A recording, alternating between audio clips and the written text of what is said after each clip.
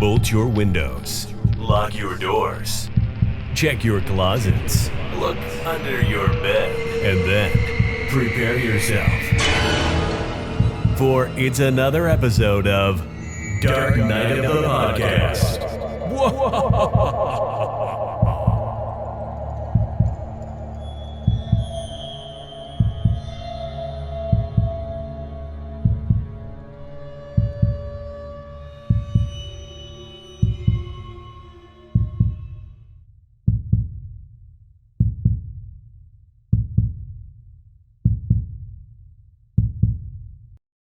You know, I've got to say one thing about my co-host, Troy Escamilla. It's his career. He's very modest and he's humble, and he promotes himself as being just the director of a few films we've come to know, films we come to love, including Teacher Shortage. If you haven't seen it, you should watch it. But he never talks about his quite illustrious, though discreet, acting career. And I do have to say, I am coming away from this film today and seeing what I saw. I was blown away by Troy's performance as Henrietta Stiles in the movie Willard. I did not know, Troy, that you, in that look, that withered, emaciated, just mentally unstable look that you pulled off. I am blown away by your performance. I really hope everybody watches this film so they can see Troy at his finest performance. laying on the staircase. People were not prepared. I can recreate it.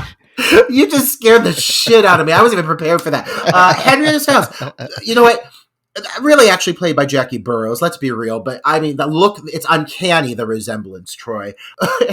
Tell me about your experience with this movie, really quickly. How long has it been since you've seen this film? Have you ever seen this film? I need to know. I never have seen this film. Oh, okay. Until this viewing, so yes. Wow. I know, I'm guilty. I have to admit it. I felt, when you brought this title up and whatnot as one that we were going to cover, I kind of felt guilty for not seeing it because, I know the original. I've seen the original Willard, and I really, really enjoyed that one. And I know, there's the Michael Jackson Ben song that's kind of iconic now that this film utilizes quite a bit.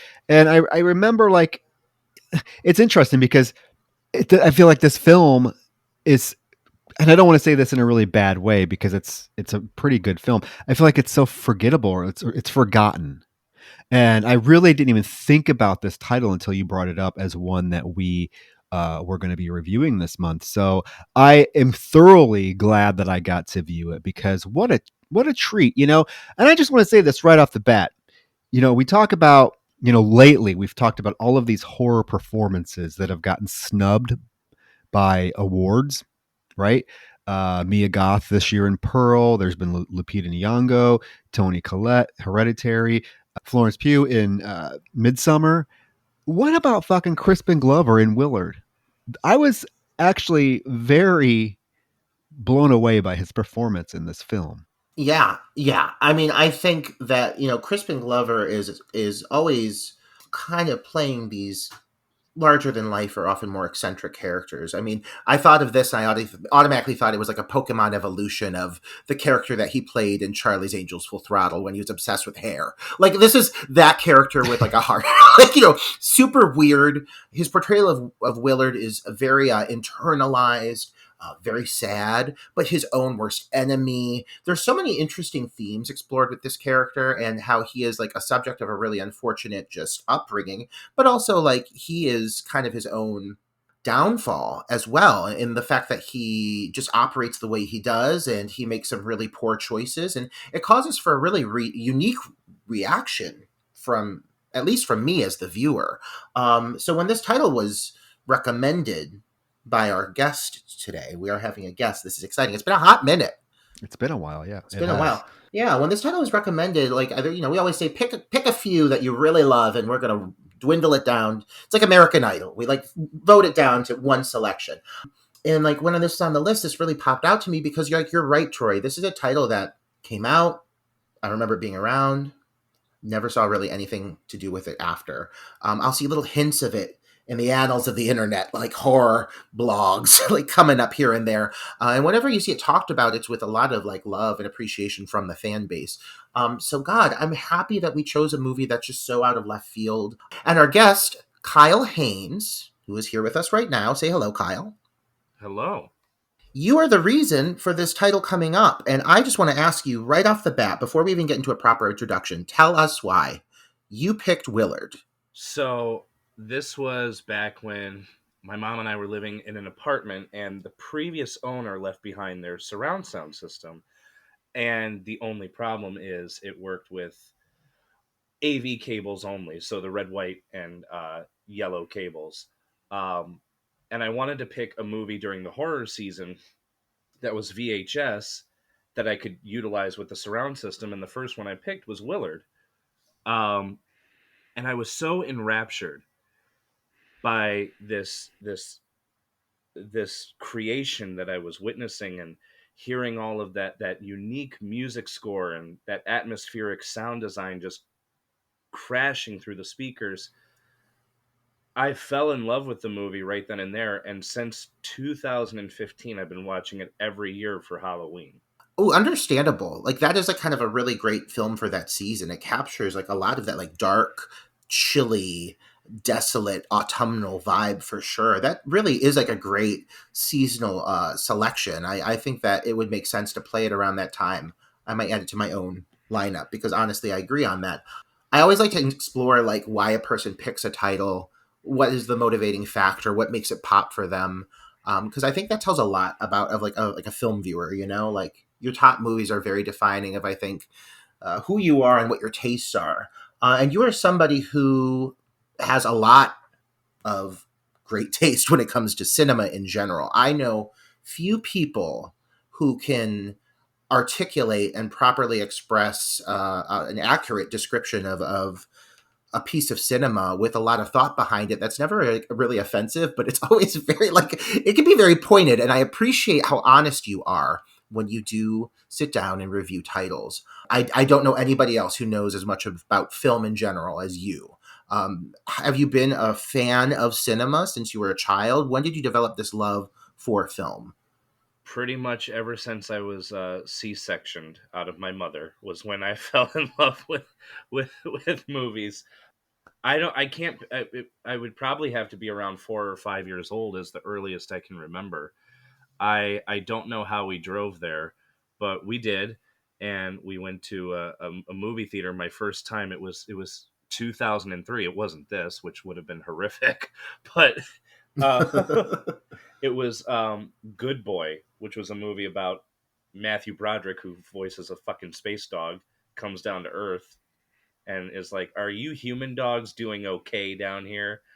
But my my mom pointed to me and she goes, "This is a movie theater. Other people are here. You sit down, you be quiet. If you talk, we're leaving." I don't remember leaving. And I go, I see everything every week. I see all the new stuff. I see like over 500 movies a year. So I love cinema. I love the art form. If a movie's bad, I'm really gonna dig into it. But I'm just I'm very passionate. I love it. You're passionate, you're opinionated. I say that in a great way because I'm an opinionated person, and you're honest. And there's never going to be one universal opinion on film. Like one man's trash is another man's treasure. It's a fact of the fucking matter. Not one movie out there is universally loved or universally hated. I do feel that at least in the way that you articulate your opinions, there's so much thought behind it. It's clear you really understand the process of film, things that apply to what defines a very good film. And I am curious recently, like within the last year or so, name like two or three movies, ideally horror, but they don't have to be, but name off three movies that have really stood out to you as just exceptional pieces of filmmaking. Well, right off the bat, Ty West's X and Pearl. I'm gonna lump those together. Astounding in how unique they are in the very different like filmic genres, subgenres that they're a part of. X is very much a love letter to the 70s and the backwoods slashers that were prominent during that time. And even though Pearl takes place in 1918, it's very, very lovingly done tribute and ode to like the movies of the 30s and 40s and 50s. So those two really stood out. And another one that stood out, one that I fucking loved, and I cannot wait to watch it. When it comes to Blu-ray, I'm watching it like 42 more times, was Megan, for how full blown, just go for broke. Oh This yes. is what we're doing. Go along with us, and we're gonna take you for a friggin' ride. And I it was the movie that my soul needed, and I loved it. So those three perfect examples of tremendous horror that have stood out in just the last year. That's some good taste, dare I say. Wouldn't you say, Troy? Great choices, great choices. I just saw Megan last week, and I really, really enjoyed it. And of course, I know he's not everyone's cup of tea, like Roger said. There's no universally loved film, just like there's no universally loved filmmaker. I personally love Ty West. I've liked all of his films. I love his earlier stuff that is the slow burn. I know me and Roger covered The House of the Devil. I love The House of the Devil. I also love The Sacrament. I love The Roost. I love The Innkeepers. I just love his style of filmmaking. He is, one of the few filmmakers out there that really, you can tell, horror filmmakers, genre filmmakers, that really takes care in the construction of his vision. Everything is very carefully put together, and I just love the slow burn. Like House of the Devil and then Keepers have some incredibly, incredibly suspenseful scenes that are just slow builds. I love Ty West. So yeah, Pearl, great. X, great. And I like the fact that they were kind of so different than what he's done before. His films, though, always drip atmosphere, whether it be dark and brooding atmosphere or just, I mean, even with this, with Pearl, his usage of color. I mean, his incorporation of just these rich, vibrant colors and palettes that we're not used to seeing from him. I would say it's clear there's a lot to crack open there with Ty West. I think there's a lot of big things coming from him as a filmmaker. Someone give him a big fucking budget. Let's just see what happens, because there's going to be something amazing there. I'm sure of it. But Kyle, it's funny because I sat down and I normally like have an excerpt or a blurb to like perfectly encapsulate exactly like what a person is and what represents them and the defining traits. Like, this person's an actor, this person's a filmmaker, but you're really unique because you cover a lot of ground. You pursue music. I know your Concrete Angel is the persona you have for your musical aspect. You are a promoter. You have had multiple channels promoting Cleveland-based film, which is my hometown, and I'm very proud of it. And I love to see that from anybody. And you've built a fan base and a momentum around that. And now you're kind of just expanding like all across the fucking board. Now you're an author and you have multiple books coming out, and we'll get a chance to talk about those too. What would you say if you're going to sit down and really define like or describe yourself and what you would say drives you or defines you? How would you describe yourself? Ooh. Honest reflection moment here. Um, I would describe myself as, um, like anyone would, not perfect, but striving to be the best that you could be. I would also describe myself as just a creator, no matter what it is, whether I'm doing a standard YouTube video, or if I'm writing a screenplay, or if I'm creating an album or hosting a film premiere. I strive to create and accomplish something creative at the end of the day. And that's opened a lot of fucking doors for you because I see you all over the place working with people I really respect and trust as artists and as filmmakers and beyond. And I think you're young and there's a lot of great things coming for you. And I appreciate that you've always been about taking other artists along for the ride.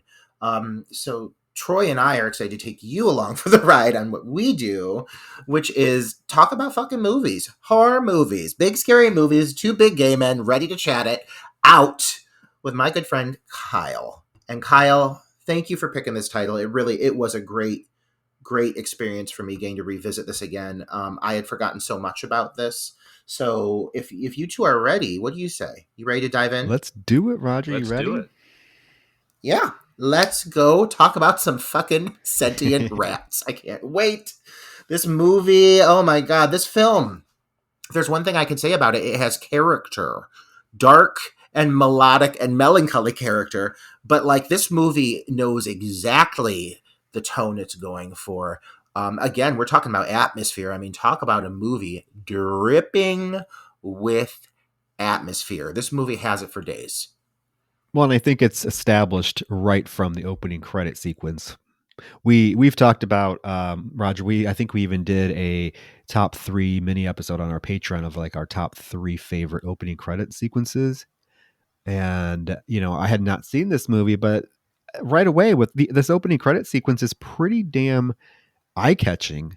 It grabs your attention. There's this beautiful score that is almost like it's almost Disney-like in a sense that lets you. It kind of really paints that kind of fantastical tone that the film is going to then permeate. So you get these really beautiful images of like the basement pipes, the vents.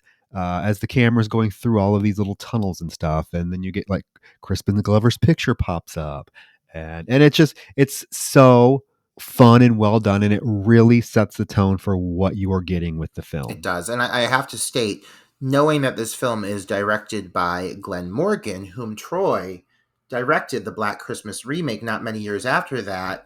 Kyle, I don't know if you know this, but Troy's favorite movie of all time is the original Black Christmas, and we are both fans of the 2006 remake, one that grew on Troy over time, and one that I unabashedly loved from the moment I fucking saw it. But yeah, we're fans of it, and I gotta say, this is a director with style. His footage has substance. It's rich. It's visually very appealing to look at. I would say that applies to both films. I want to see more from this man. Like, give me something else. This shit looks great. This is gonna make both of you mad. The only Black Christmas that I have seen is the 2019 one. Oh, Kyle, Kyle, go fuck yourself. You Kyle. shot me in the fucking heart. Get off. Ending this episode now. Hang oh out. my God. Oh God. Tell me, at least tell me, either perform CPR or let me die. What did you think of it? Well, I remember I sat in the theater with my friend, one of my best friends, Austin, and I looked over at him, and he gave me this look of just utter despair, because in a half hour we were going into the newest Jumanji that was playing at the time, and he goes, "Don't ever take me to see something like this again." And I said, "I liked it." And he goes, "Good for you." That film single-handedly ended the Me Too movement. I mean, that movie, it made so many people angry, like at the women in it, for no reason whatsoever except bad writing. And oh God, I like Imogen Poots. Aside from hating her name, I thought she was a great actress, but now, after that movie, I just don't trust her anymore. I don't trust her. But you know what? That's for another conversation, Kyle. We're tying you down. We're pulling in Clockwork Orange on you and keeping your eyes open. We're making you watch both Black Christmas, the original. I have all 3 of them. And Black Christmas 2006. I have all. Watch them. I'm gonna watch now. We're stopping it and you're watching them. No, but seriously, like, don't ever let that be the film that defines your opinion on goddamn Black Christmas. That is not Black Christmas. No. Oh no. I never let it. And when that opened and people were like walking out of theaters, I'm like, yeah, I know. Yeah, I know. But at least, you know what? This shows me that this director is one whom should be given more opportunities, because we've seen 2 examples of films from him that have a very standout visual quality, and I'm just like, why isn't he making more shit? Yes. Well, I'm assuming that the vitriol that the Black Christmas 2006 remake received upon its release in theaters, because it was panned. It was panned by critics. It was panned by horror fans, particularly fans of the original Black Christmas. It did pretty bad at the box office. I think that probably sealed his career in terms of filmmaking. And, he really hasn't done anything of substance since. And it's a shame because now people look back on the 2006 Black Christmas remake and are like, you know what? For what it is, it's a fucking blast. Is it the original? No. But if you go into that film and you look at it from a filmmaking standpoint, I mean, atmosphere, what we're talking about with this film, the Black Christmas remake permeates Christmas atmosphere. It was also protested. For some reason, a bunch of people were upset that such a horrifying movie was coming out on Christmas Day. They couldn't believe it. So there were people that... That's tale as old as time. They've been protesting those movies from the 80s. I don't know why they just can't let it goddamn be. We want to see women dying at Christmas time. Let us have our pleasures. Like, we're going to make more of them. There will be another remake, I'm sure, in 3 years. But yeah, I mean, they did get protested. I think that his name being attached to that, you're right, Troy, a movie that was just poorly received, unfair, and had that kind of a negative connotation to it, probably just prevented him from having an expansive career, because it's a shame.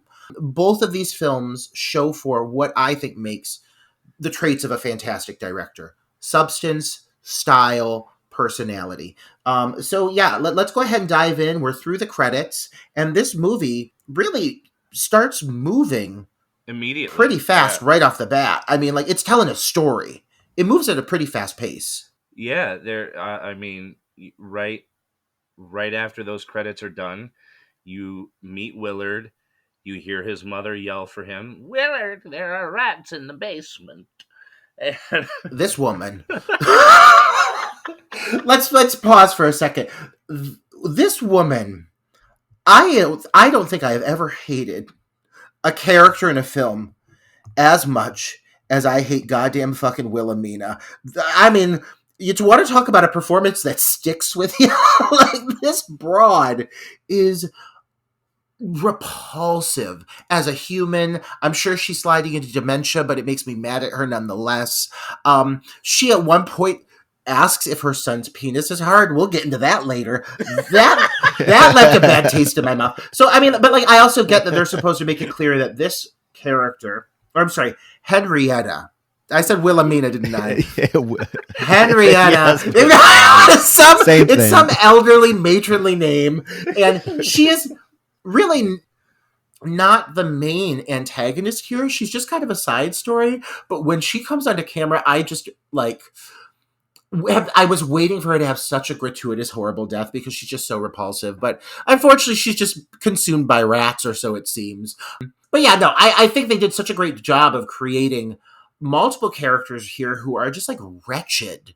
Like, both of the villainous characters, the two focal villainous characters, her, and then the character that we learn later is the boss, Frank, are just truly like awful, repulsive, maniacal at times people.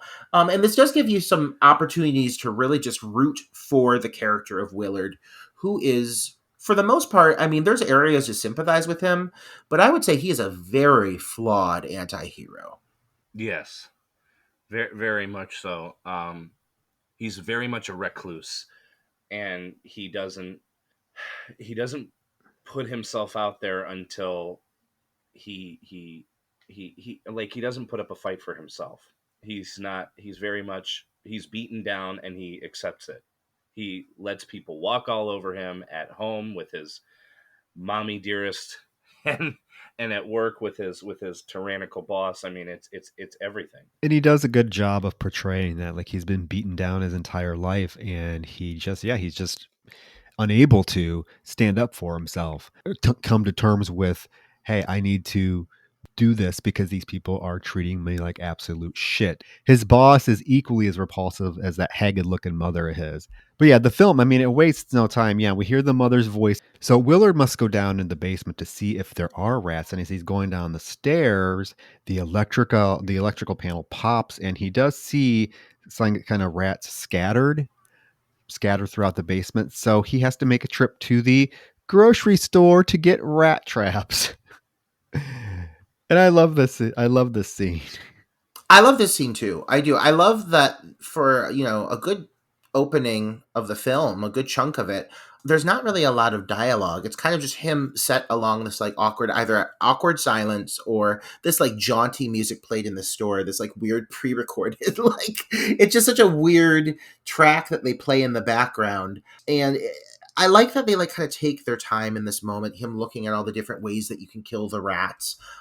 It really does kind of set up towards what we know is about to come. Like, you go into this movie knowing this man fucking controls rats. If you don't, I don't know what to tell you. It's prominently displayed on the poster art. But, like, they introduce the rats right away. It's the first piece of dialogue you hear. Like, there's rats in the basement. And they get in it. And they kind of set it up like he's reluctant to do it, but he has such a strange relationship with the rats. Yeah, I do like the moment that you see that he is somewhat of a compassionate person, we'll put it that way, because he is looking for the rat trap that he thinks will be like the least harmful to the rats, or the ones that he doesn't actually have to see the rat dead in. And when he finds out it's the mouse proof too, he goes to get that box, and of course they're sold out of that one. He gets home and he sets up the rat traps that he just gets like the traditional rat traps that we all know and love from movies, and and he is trying to set it. It catches his finger, so he realizes, fuck, this is going to hurt the rats. But what else can he do? His mother's screaming about rats, so he has to contemplate whether he wants to do this or not. And he goes up to bed, and there is this moment that is a really cool throwback to the original Willard, when he goes to the fireplace mantle and dusts off his dad's urn, and we see a picture of his dad. And did anybody recognize who the dad was? Yeah, I'm trying to remember his name. It's Bruce Davison. Yes, who played Willard in the original film. Yes, which I thought was a really cool touch. Now, I have not seen the original Willard or Ben, which I probably should, but I was aware of who that was in relation to the film and outside of the film. I honestly have not seen the original Willard or Ben. And from what I understand of this film, it's a kind of a combination of both. Is that correct? Yes. Yeah, for sure.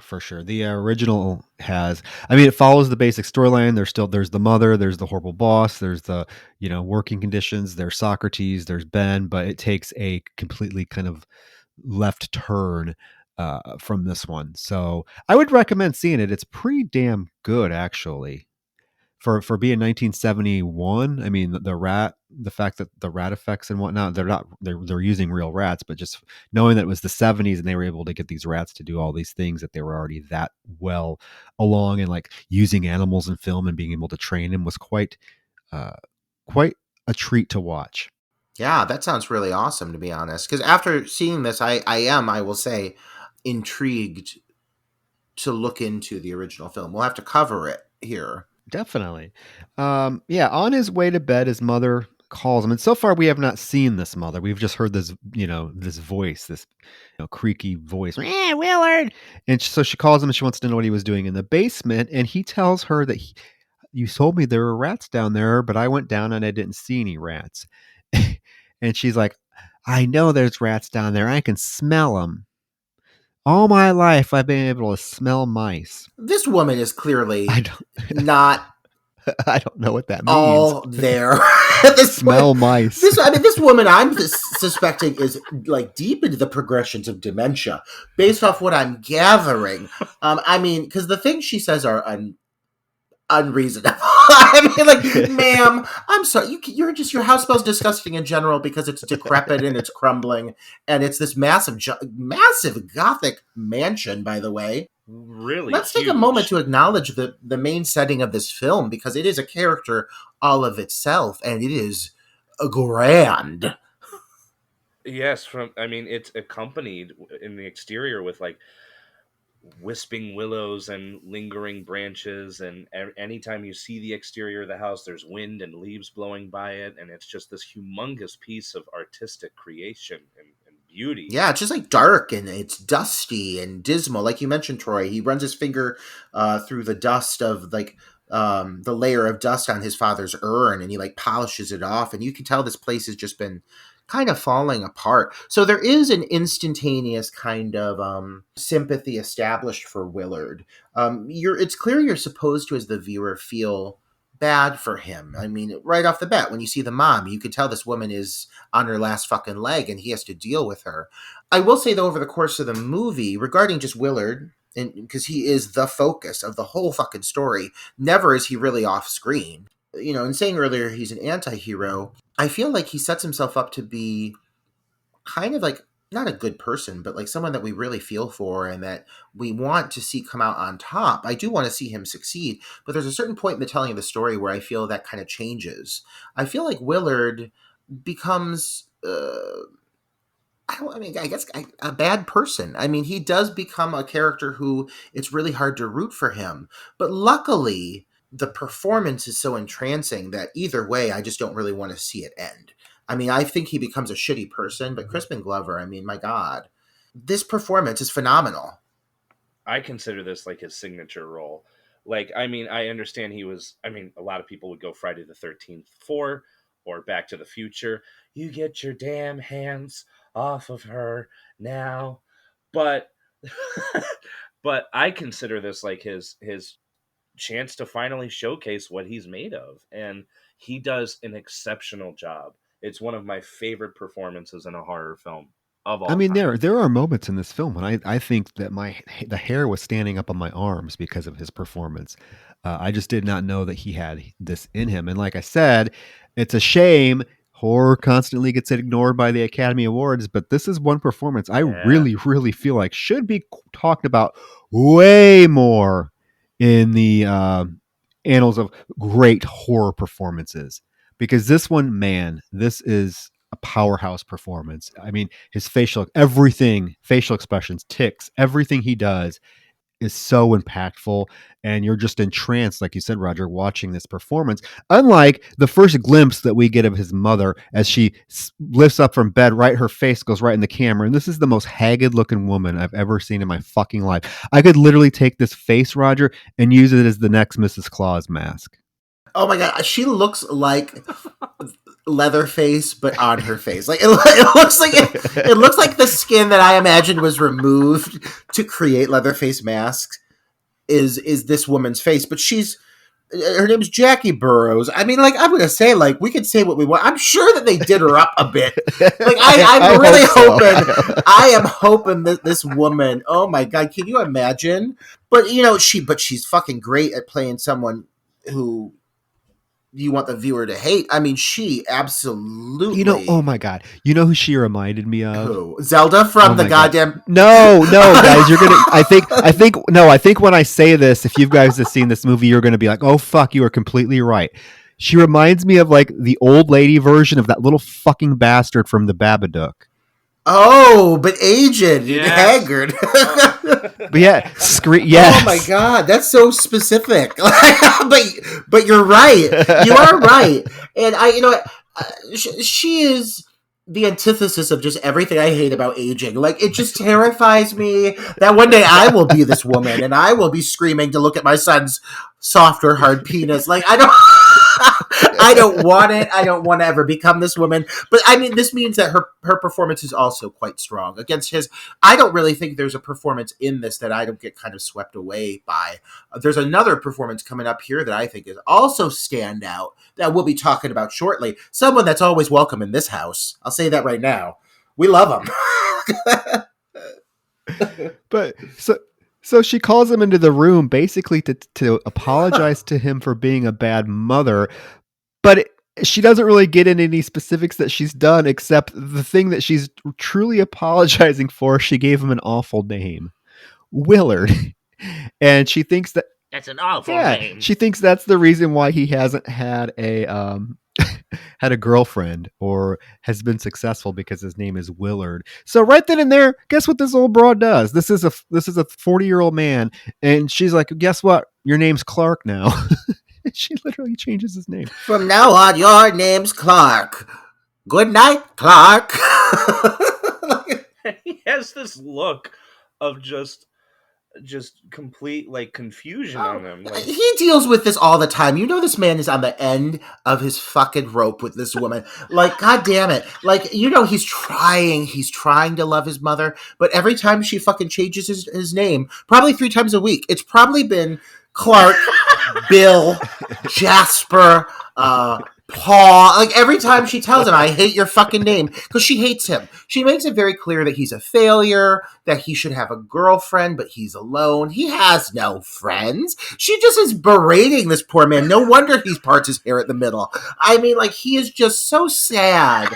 And I feel so bad for him in this moment. It's interesting, because, you know, I'm somebody who, not to get personal, I had a mother who was very ill, extremely ill, mentally kind of went through, you know, the whole loss of her, you know, general state of mind before she passed from cancer. So I had to do this at a fairly young age, kind of put up with this. And one thing about this performance, and not to get like strangely personal, but like it gets like that. Like, honestly, one of the things that pulled at my heartstrings is that like the moment you mentioned earlier when she just starts screaming on the steps. I mean, it gets like that. It's like at times taking care of a child mentality, but a frail older person's body. I mean, God, if anything, it really is just kind of shocking that they go there the ways they do. Some of the things she says, how invasive she is in his personal space as well. This woman, even though she's frail and decrepit and dying, he can't avoid her, and he feels indebted to her. And that is a really strong aspect of what defines him, is this feeling that he's just beaten down by life. And this relationship with his mother is extremely toxic. So in that sense alone, it makes for a very sympathetic angle for this character. yeah, definitely. And at first, at least as a viewer, at least for myself, you kind of don't feel weird or creeped out when he starts developing this connection to the colony of rats that he finds. I mean, I felt a sort of like kind of just a little bit of twinkling of happiness. Like, there's something that's making him smile. Is it the right thing? I don't know. The next day, he goes to work, and when he gets to his office, he finds just this pleasant looking woman sitting at his desk. And so and this is kind of the first glimpse that we get of him really, even outside of his mother, not being able to stand up for himself, because he can't even properly tell this woman that she is sitting at his desk. He just kind of stands there and stammers, and she looks at his, you know, she tips open his nameplate on his desk and said, "Is that you?" And he kind of just shakes his head. And then that rough looking broad that works at the office, Barb, yeah. Barbara. She comes over and she's like, "He wants to see you." And Willard's like, "There's somebody sitting at my desk." And she's like, "Well, maybe that's what he wants to see you about." This bitch, this is a condescending bitch. She's mean to everybody. She's mean to Willard. She's mean to beautiful Catherine. Can we stop? Because I want to say this. Roger, do you know there's a connection now between Body Double and Willard? Listeners, listen, I fucking know what it is. I'm going to tell you listeners right now, and I'm going to tell you it's so fucking specific. But it makes me so happy because I know Troy loves it so You did not know this until I told you before we started recording. No, but I'm sorry. I can try to play along with it. Yes, Troy, I knew that there was another Miss America contestant. No, it's not Miss America. Get it right. It's Miss USA. Oh, Miss USA. God damn it. I'm sorry. Troy, let me tell you, Kyle. Troy's got a thing about Miss USA pageant. Not even winners, just competitors.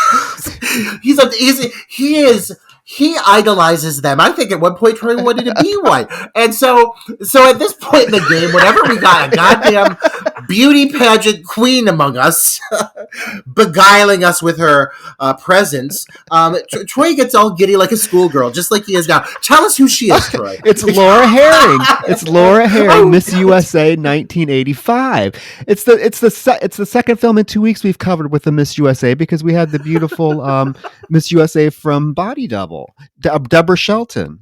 You're glowing.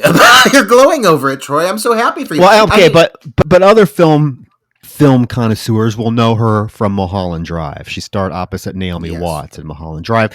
obscure horror film fans will know her from her film debut, which was a couple years after she won the Miss USA title. She was in Silent Night, Deadly Night 3, Better Watch Out. Yeah. Oh my gosh, those full pouting lips. And I gotta say, man, how lovely is she? No wonder she's the fairest in all the land. What year was it, Troy? It was 1985. She was Miss Texas. Miss Texas. Oh my God, she's just lovely, and she has this delicate demeanor. She's so gentle with Willard. If I have any gripes about the film, it's the way that a few characters were either written in a way that I felt they were extremely disposable and should have been consumed by rats, or or that there was something there that was explored, but I think could have been explored even further. And I think with her character, she is so soft and kind to him when she kind of starts to realize the mistreatment going on in the workplace. I wanted like 3 more scenes with her. I really did. I think that she was underutilized, which is a shame because she does bring a really nice balance of kindness to what is a very cruel world that Willard lives in. It's cold, it's dreary, and it is cruel. Yeah, I think, and I'm with you on that. I there are a couple of moments, at least when I first saw this, where there are times where you forget that she's there, but when she does pop up, it's a very big, like, beacon of hope. And I think they minimized her purposefully to focus on him being surrounded by all of these cruel characters and to focus on him gravitating towards these rats. Still would have liked to see just a couple more with her, though. I think that would have helped. Yeah, I also find kind of her character's resolution to be somewhat unsatisfactory compared to how she's been throughout the rest of the film. But we will get there because that comes in the end.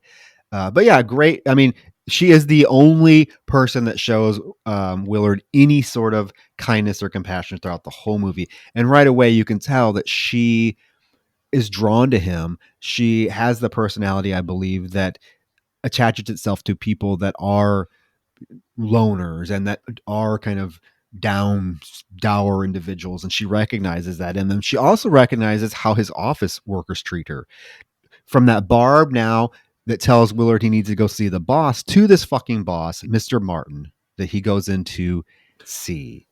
And can we just say, horror fans will know Mr. Martin predominantly from what remake? Texas Chainsaw Motherfucking Massacre.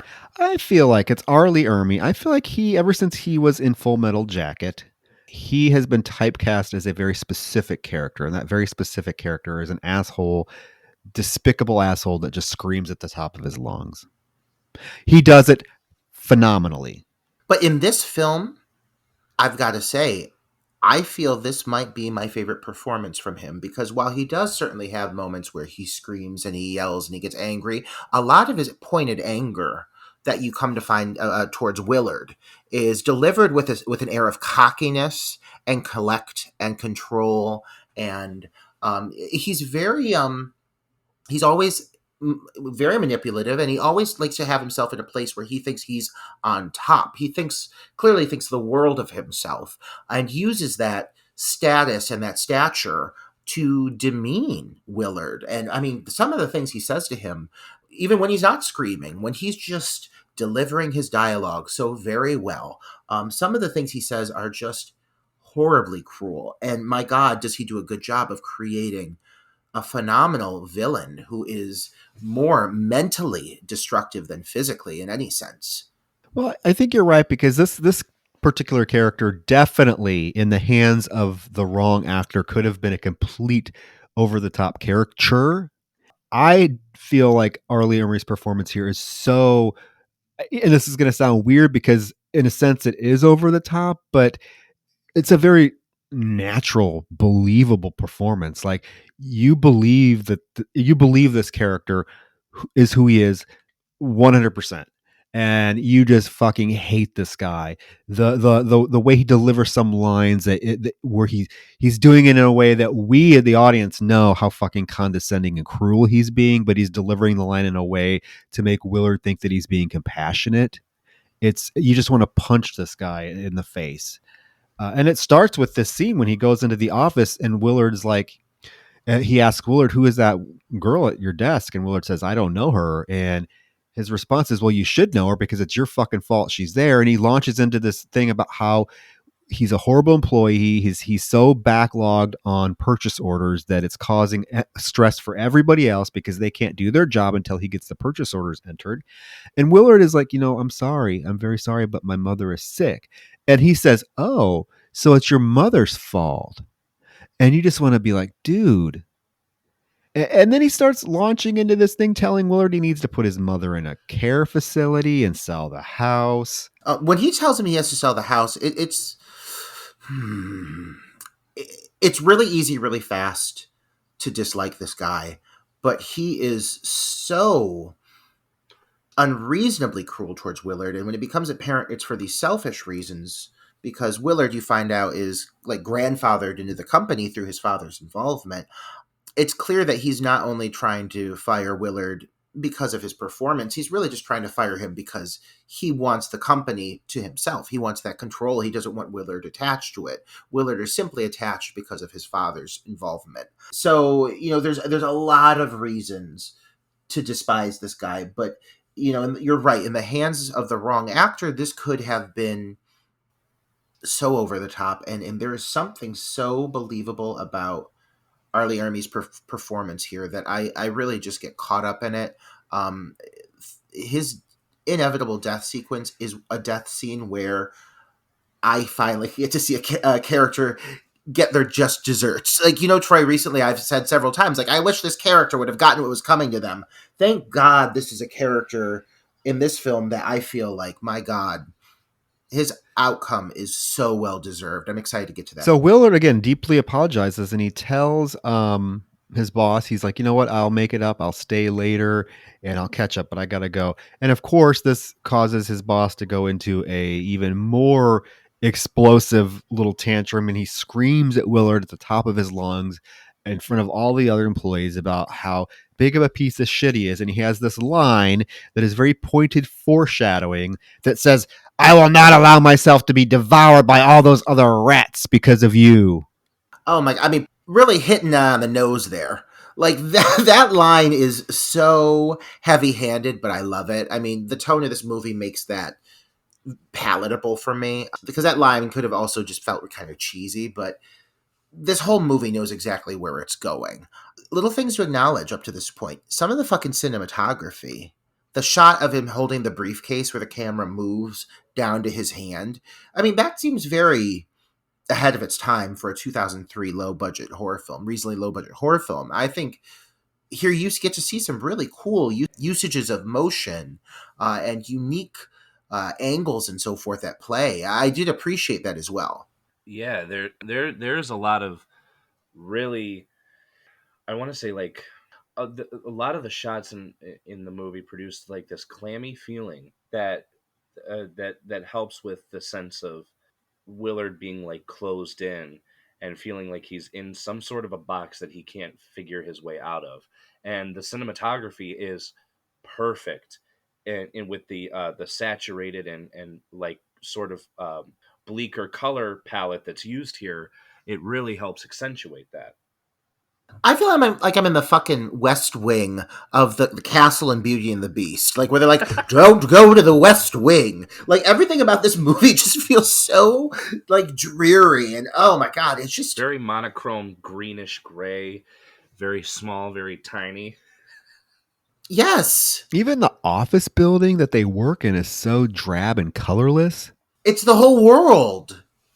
It's the whole environment. It's everything. It all feels just very sad. The only aspect that at times doesn't is Catherine. So, I mean, what a great art designer they had to have on this fucking film. Like, whoever came up with this aesthetic, the look, the costuming, it's very intentional. The cinematography, the cinematographer was Robert McLaughlin, who also, very interesting to note, did Final Destination 1 and 3 and the Black Christmas '06 remake. Makes sense. Makes sense, yeah. This must be one of those, They love to work together, and they obviously work very well off of each other if they were able to do the cinematography this great for this film and the Black Christmas remake. So again, get these two together and let them do something else. It's been, how many years has it been since the Black Christmas remake? Get over it. We got that new piece of shit to be mad at now. Okay, so after work, he goes to the store to get different rat traps, and the ones he settles on are like these glue strips. So that night he goes out and he goes down in the basement. I'm sorry. That night he goes down in the basement and he sets them all over the floor and goes up to bed. And he is awoken that night by a squeal. He hears a squeal from the basement. So he runs downstairs and he sees that there is this poor white rat caught on this sticky trap. And, I've never been a fan of these types of mouse or rat traps because these are cruel. These are cruel. And this just hammers home, like this scene just kind of hammers home how cruel this is. There are more humane ways to get these pests out of your house than getting it stuck on a rat trap and having it basically starve to death while it's stuck on a piece of paper. Willard recognizes this. You can tell once he sees this poor rat scurrying around squealing, he has a flash of regret across his face. So he goes and gets the rat and he takes it upstairs to the bathroom and he puts vegetable oil on it because he reads in the directions that's how you can get the stickiness to not be so sticky. So he literally has this cute little rat that he pours vegetable oil on and is massaging it until it comes off of the trap. In the meantime, this old bitch of his mother comes pounding on the door. What are you doing in there? Oh my God. This woman needs to chill the fuck out. She is so omnipresent. He can't fucking escape her. And then this moment coming up where he's like, I'm using the restroom. No, he doesn't, because this struck me because it's so childlike. What he says is, I'm going potty. He does say he's going potty. You're right. And I thought, oh. Yeah. But then, okay, this dude. Then the woman proceeds to respond. There's a pause, and then she goes, is it loose or hard? Let me see, I'm still your mother. Like, this broad, I mean, I don't know what's going on with this woman. Again, I'm sure it's the last couple months of dementia. But nothing to me is creepier than this sequence in which she tries to bust her way in to the bathroom out of curiosity whether he's playing with himself or not. Like, I mean, how fucking uncomfortable is that? Did they need to take it there? Probably not, but okay, let's go. I actually think if she's asking if it's loose, I think she's talking about his stool. So I think she's trying to. Oh God, no! I thought she was talking about his penis. Okay, well, I thought there was some like Oedipus complex at Vine. No, you know what, Kyle? I had the same impression because he tells her he's not feeling good, and then she's like, "Is it loose or is it hard?" And I think she's talking about. But I know Roger loves penises, so I just wanted him to in his mind, I wanted him to be happy that he thought this old broad was talking about penises. So I wasn't going to interrupt and say that I thought it was his poop. I love incestual undertones in horror, as we learned with Black Christmas. So my natural instinct is when he's got a thing for haggard women fucking their sons. You know he does. He threw it into Black Christmas for no fucking apparent reason. All of a sudden, that old broad's mounting her yellow son in a rocking chair, riding him back and forth. You see a jugs in the camera. I mean, unexpected. So for me to assume that this woman is asking or not if her son's diddling himself and wanting to help out, it seems very in line with the material given us before. No, Ryder, she does ask him basically if he was playing with himself too. That is in there. But when she says it was hard or soft, I think she was talking about his stool, because he comes out of the bathroom and he puts the rat in the pocket. He comes out of the bathroom and he's following her into her room, and he puts his hand on her. She's like, "What's that on your hand?" He's like, "Oh, I just washed my hands." She's like, "No, it's not. That's cooking oil." "Oh, for God's sakes, you're too old for that. Get a girlfriend." Oh my God. I wish he would just push that fucking woman down that spiral staircase. Like, she is thing I fear, man. I hate her. She's just so frail and she's sweaty. And then is this the part where she drops on the steps, or does that happen later? No, that happens later. Oh my god! I wish she would just knock her down the steps and be like, "She fell. I'm so sad. My poor mother. Put her to rest. She doesn't want to live anymore. I assure you." Moving on. No, so he takes the little white rat into his bed, and okay, I don't know. Maybe you have a fascination with incestual relationships, Roger. Maybe I was reading too much into bestiality. I don't know, but like these moments between this rat and Willard almost are uncomfortable because it's almost uncomfortable because it almost feels like sexualized. Do you get that, or is it just like he's looking at this rat and pen? He's like, "Oh, you're so pretty. Oh, I'm gonna call you Socrates." And it's just like he's staring in this rat's eyes, and it's just like, And this rat is looking right back. It's looking. So I don't know. Please tell me I'm not alone in feeling that way. No, listen. There is a certain element of. I almost feel to a certain extent that at least the character of Socrates is like fetishized. I don't even mean fetishized like in a sexual way. I mean like also like it seems like he has such an influence on everything he does, and like it seems as though he's almost worshipped or idolized. Like it's made clear that he is the top of the rat pyramid. Because I assure you, there's fucking more. Like, get ready, there's a shit ton of rats in this movie, in case you were wondering. But he's treated as almost like a sentient being, and I find it very strange and interesting. Aside from this almost sexual undertones, I would say that there is this very strange connection between him and this goddamn rat. It's just like I'm curious as to how far gone is the character of Willard. I know he's sad, I know he's lonely.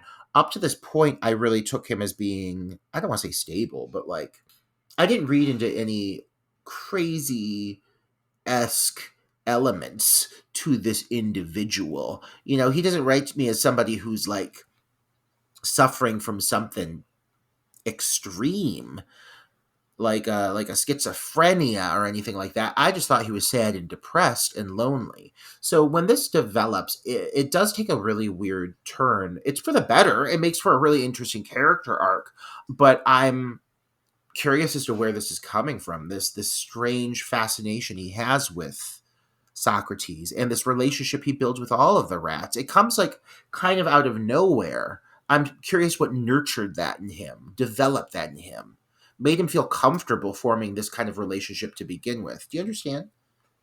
Maybe it was the sense of him not getting enough love as a child, which, judging from that, the crypt keeper down the hall, he never got enough of.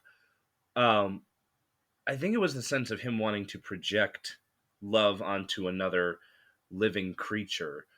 I think that's sort of what developed why him and Socrates get so close. Yeah, I'll buy that. It did feel like it came pretty, like it just came pretty hard hitting.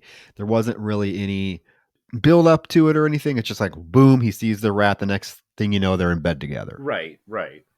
Yeah. And one thing to say about Willard is like, my God, this man has some fucking anxiety. Like, I have anxiety, and he was triggering me. Like, I was watching this, I was like, oh my God, like, there's rats in my fucking house. I'm nervous. I'm sitting here trembling as I watch Willard sweating. He's always sweating and nervous and uncomfortable. But there definitely are some major signs of mental illness in this guy, especially in his inability to communicate with people. And yes, the apparent anxiety at all times. But yeah, this whole development of him suddenly talking to rats comes about fast and it comes about hard, and it doesn't have a lot of explanation. So if there's one thing I would have asked for, it was maybe a little more backstory to his fascination with rats, a more drawn out development in his relationship with the rats. I would like to have seen that. And I do think that's one thing the original does better, to be honest with you. So again, check it out. So the next day at work, there's this scene where Willard is riding the elevator up to his office, and Mr. Martin comes and stops him.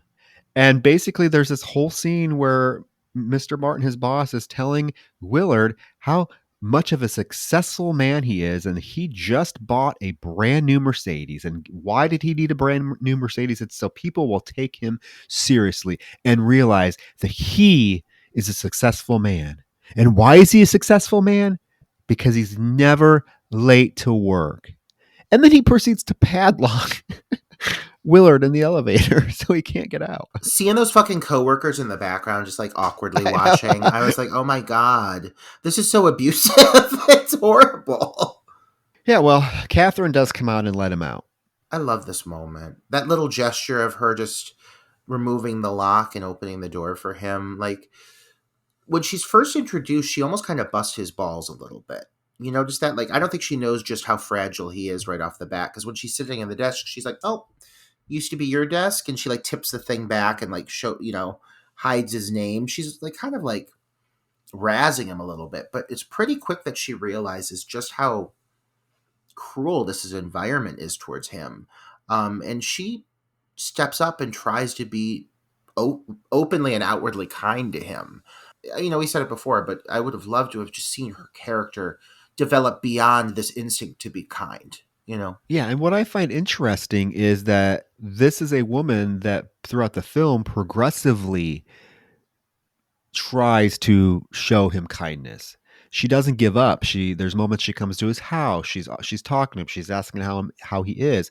So it's interesting to me, and I can't think this gets at what you're talking about, Roger, in terms of why is he so connected to these rats. It's interesting to me that he seems to be like choosing the rats to form a relationship with, form a connection with, over a human being, a female at that, who is actually actively trying to build a relationship with him. And he, throughout the most of the film, is very just passive about it. He doesn't even really acknowledge her at times. I mean, he literally just walks by her and barely gives her any words whatsoever. And that, I think, might kind of circle around back to what you mentioned, being like the almost romantic undertones he has with the rats. He does prefer them over the human interaction. He does make them the priority over furthering this relationship with her. And so, since I had a similar note to you, I almost feel like this is intentional.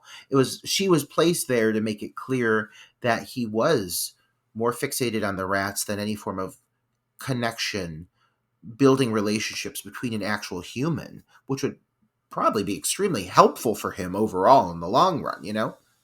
So at home that night, he's with Socrates, and he gives Socrates a newspaper and realizes that Socrates starts chewing it pretty aggressively. So he eggs him on and instructs Socrates to tear this newspaper up. And all of a sudden, out of nowhere, all these other fucking rats come out. And we're not just talking like 3 or 4, we're talking a colony of rats just start pouring out of these vents.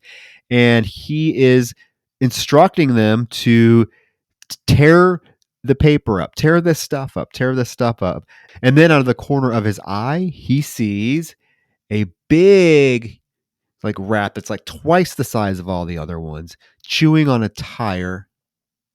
And he says, well, look at you. You're a big fella. Big Ben. Hence, this becomes Ben the Rat. The introduction of the rats in this sequence, I gotta say, it makes the rats horrifying. I mean, he's like, tear it. Tear it. Tear it. And they're just fucking gnawing into shit. And I'm like, oh my God, imagine that being fucking human flesh. He literally masters, within a matter of moments, how to guide and instruct the rats to eat through shit. I don't know how he develops this ability. I really don't care. I think it is a very well executed sequence. And it definitely makes the rat seem very intimidating. I mean, he himself is not necessarily intimidating, but seeing what these rats can do and the fact that he can command it, yeah, I definitely buy into it.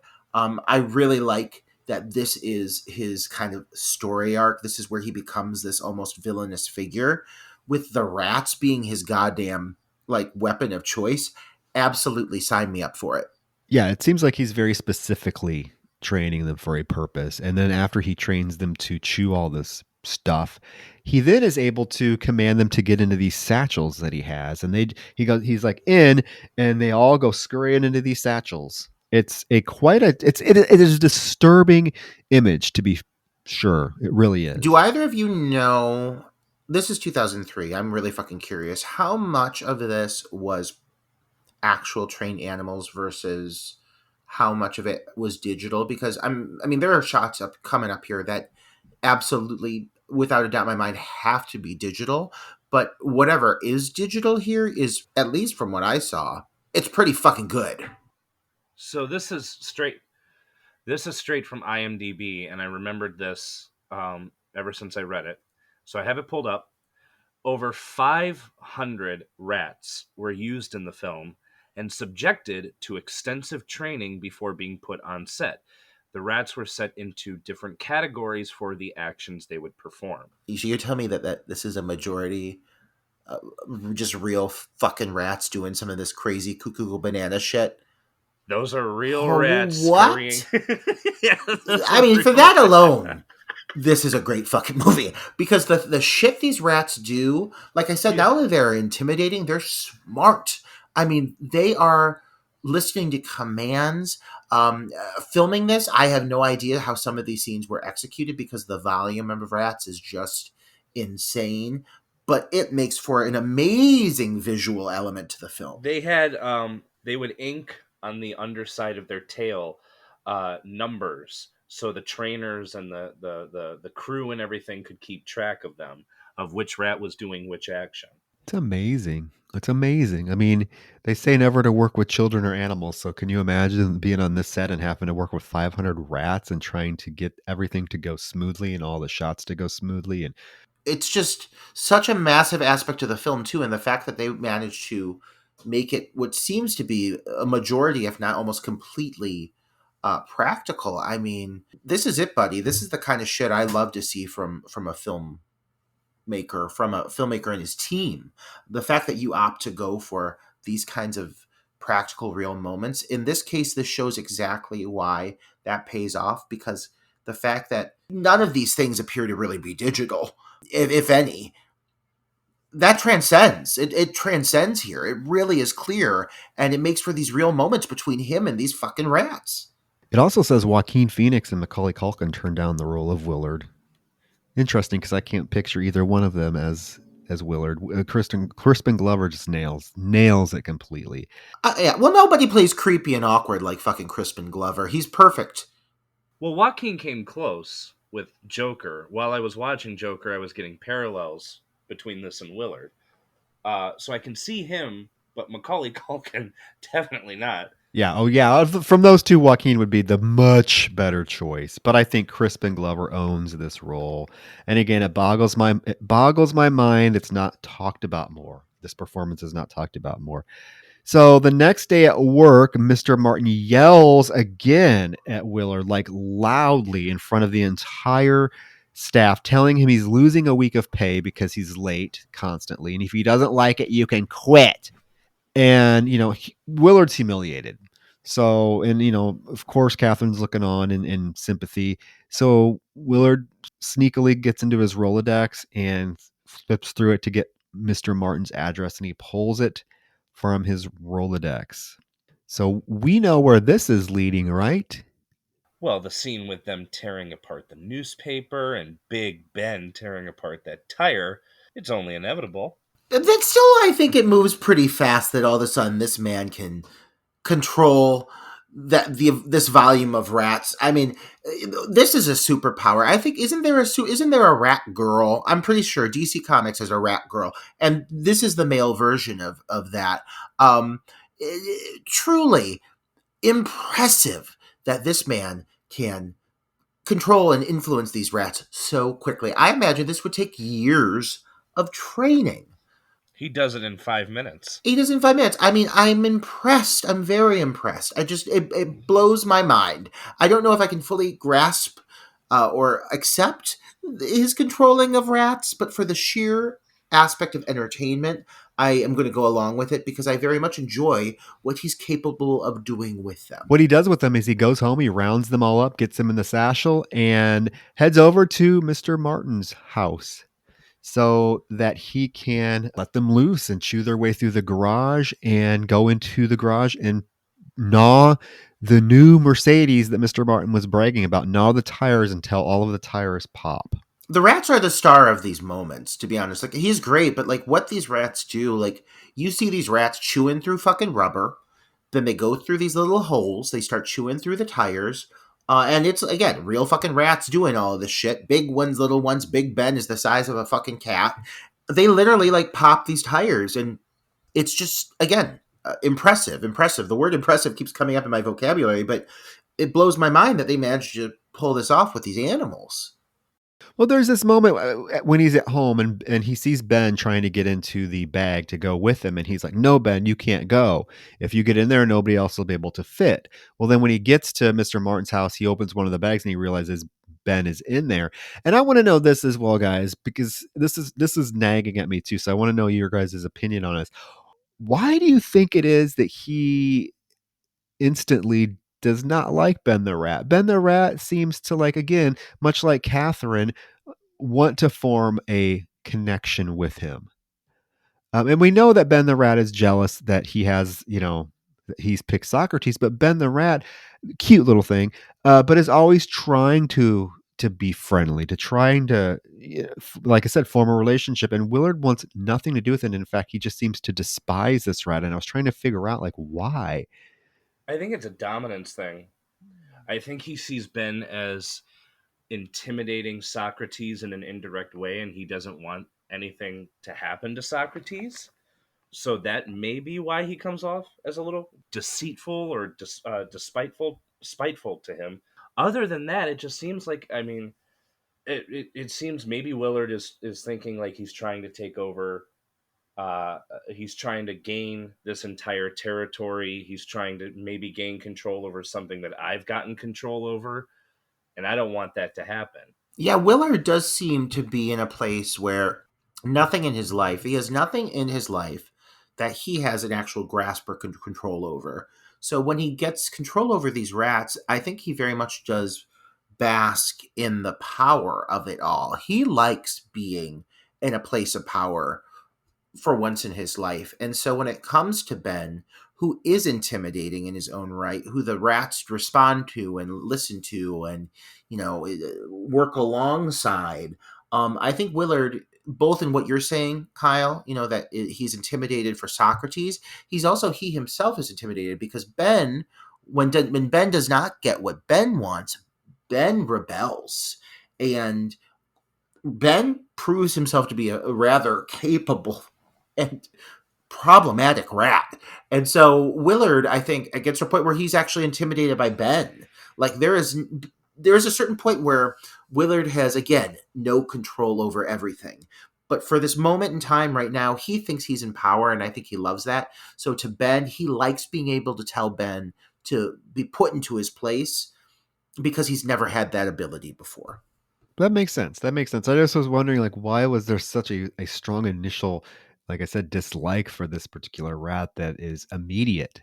But yeah, so the rats go into the garage, pop all the tires. When the tires explode or pop, Mr. Martin actually hears it, so comes running out. And so Willard has to round up all the rats back into the satchel and takes off running. And there's a scene where this, like, little Pomeranian comes barking at him and won't quit barking at him, and he gets so freaking frustrated. He's like, fine, you want to see what's in the bag, you stupid little dog? And he picks this Pomeranian up and throws it in the bag.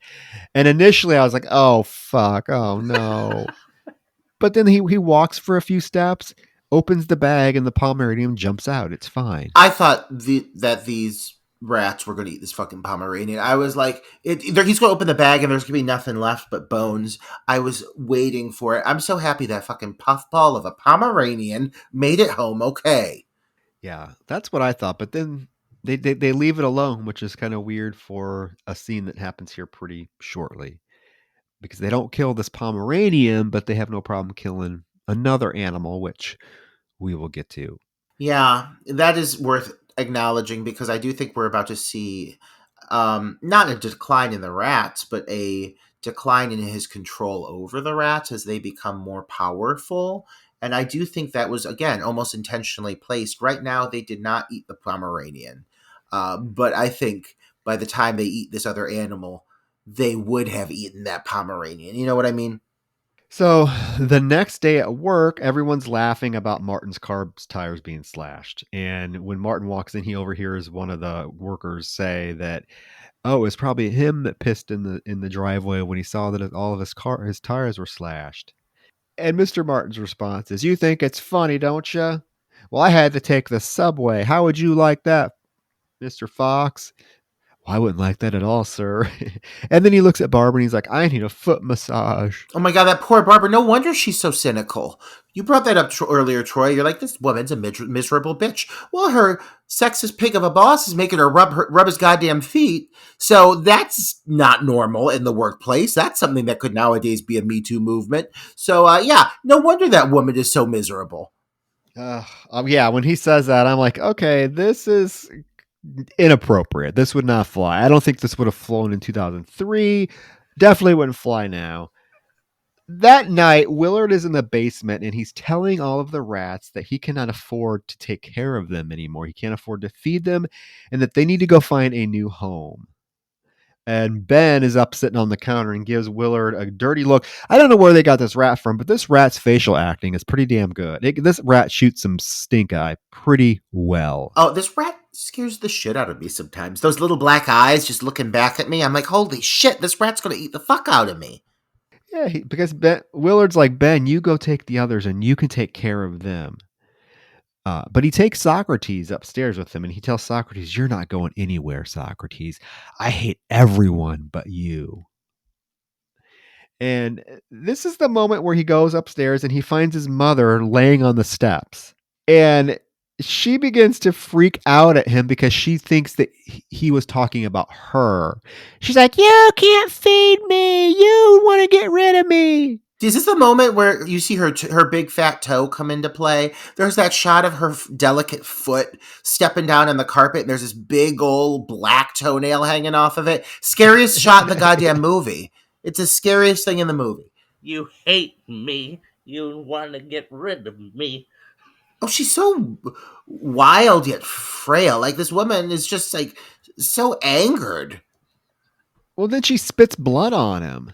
And he says, "You got to get to the hospital." And this is when she starts screaming, this horrible scream that reminded me, like I said, of the kid from the Babadook, just going, "Ah! Ah!" And he gets her to bed and puts her to bed. And there's this moment that night when Ben crawls into bed with Willard. Ben's just trying to chill. He wants to sleep in bed with Willard. And Willard's like, "Absolutely not." Picks him up by the tail and throws him in the basement. I almost said this earlier, but the mother looks to me like Zelda from Pet Sematary. And I really, at that moment when she was on that staircase having that fucking attack, I just was praying to God he would right hook her to the face. Like, it just really was deserved at this point. Like, sometimes some people need to be knocked out. When women are having panic attacks on airplanes in the 50s, or the scenarios where elderly women are apparently on staircases spiraling into Alzheimer's. In this case, I wouldn't have blamed him. Of course, I don't mean any of this, listeners. Let's be clear. Alzheimer's and dementia are a horrible thing. But this movie does not paint these people in a good light. And I just have to say, God, she makes me mad again. And I got to put that out there. I do like that there is this moment when Willard throws Ben back in the basement and slams the door, cuts to his mother, and her eyes shoot open. So she hears the basement door slam, which then in turn sort of makes sense what Willard discovers in the morning. When he goes downstairs in the morning, this fucking kitchen is now full of rats. They're everywhere. They're going through cereal boxes. These things are everywhere. They're going through the cupboards. They're shitting on the floors. Well, then he sees that his mother, as he approaches kind of the door to the basement, he sees that his mother is lying there dead on the basement stairs. And rats are like crawling all over her. And he looks up and Ben's sitting on the counter on one of the counters, and he's like, "Oh, you think you're pretty smart, don't you? But you know what this means? This means they're going to come for her, and then they're going to come for me, and that means they're going to find you." And this Ben thing is just like staring at him with those black eyes. But the mother's dead, and there's this moment where a rat comes and tries to bite her foot. Well, I'm going to say something about this mother's death. I've disliked her quite a bit from day one. I really would like it if I could have seen the moment in which she died. I get how they execute it. I think it's a fine sequence, but I really wanted for that character to see the moment of. I'm assuming she opened the door, she saw what was thousands of rats, and she just had a fucking heart attack and died. I wanted to witness that for myself because of this woman. I didn't get that, but I do still fucking love the visual of her dead body just covered in rats. Like, kudos to this poor actress. I mean, imagine being like, okay, we're bringing in the rats. Oh, okay. There's 400 of them. Oh, okay. Just waiting for these rats to get just filling into the room, spilling in and running all over me. I mean, good for that woman I hope she got paid well for that sequence because it's terrifying. And yeah, that visual of her open eye with the rats just running across in front of her face on the steps. I mean, it's a wild visual. The stuff of nightmares. Well, the paramedics come, take the mom's body away. Socrates comes to console Willard, and Willard tells him, "You're the only friend I've ever had." And then it's kind of sad. This reminded me of Mrs. Claxton's funeral from the Golden Girls because nobody shows up. But no, so nobody's at this mother's funeral, and so he's there crying over her casket, telling her how much he's going to miss her. And he even gets Socrates out and puts Socrates in her coffin to say goodbye. However, at that moment, one person does show up, and it's Catherine. Sweet Catherine. Sweet Catherine is trying so hard. What do you think? I'm really not thinking that Catherine is coming from a place of romance here. Do you think she is genuinely trying to be his friend? Do you think it's coming from a place of like guilt because she's in the workplace? What do you think her overall driving factor is with her trying to be so kind to Willard?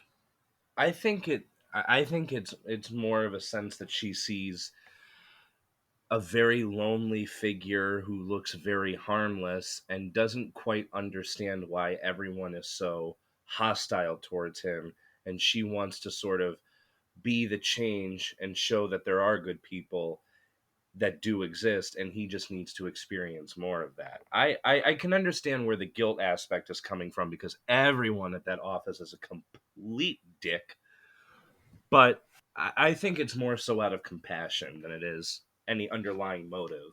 I like that better. I like that it's not like a romantic thing.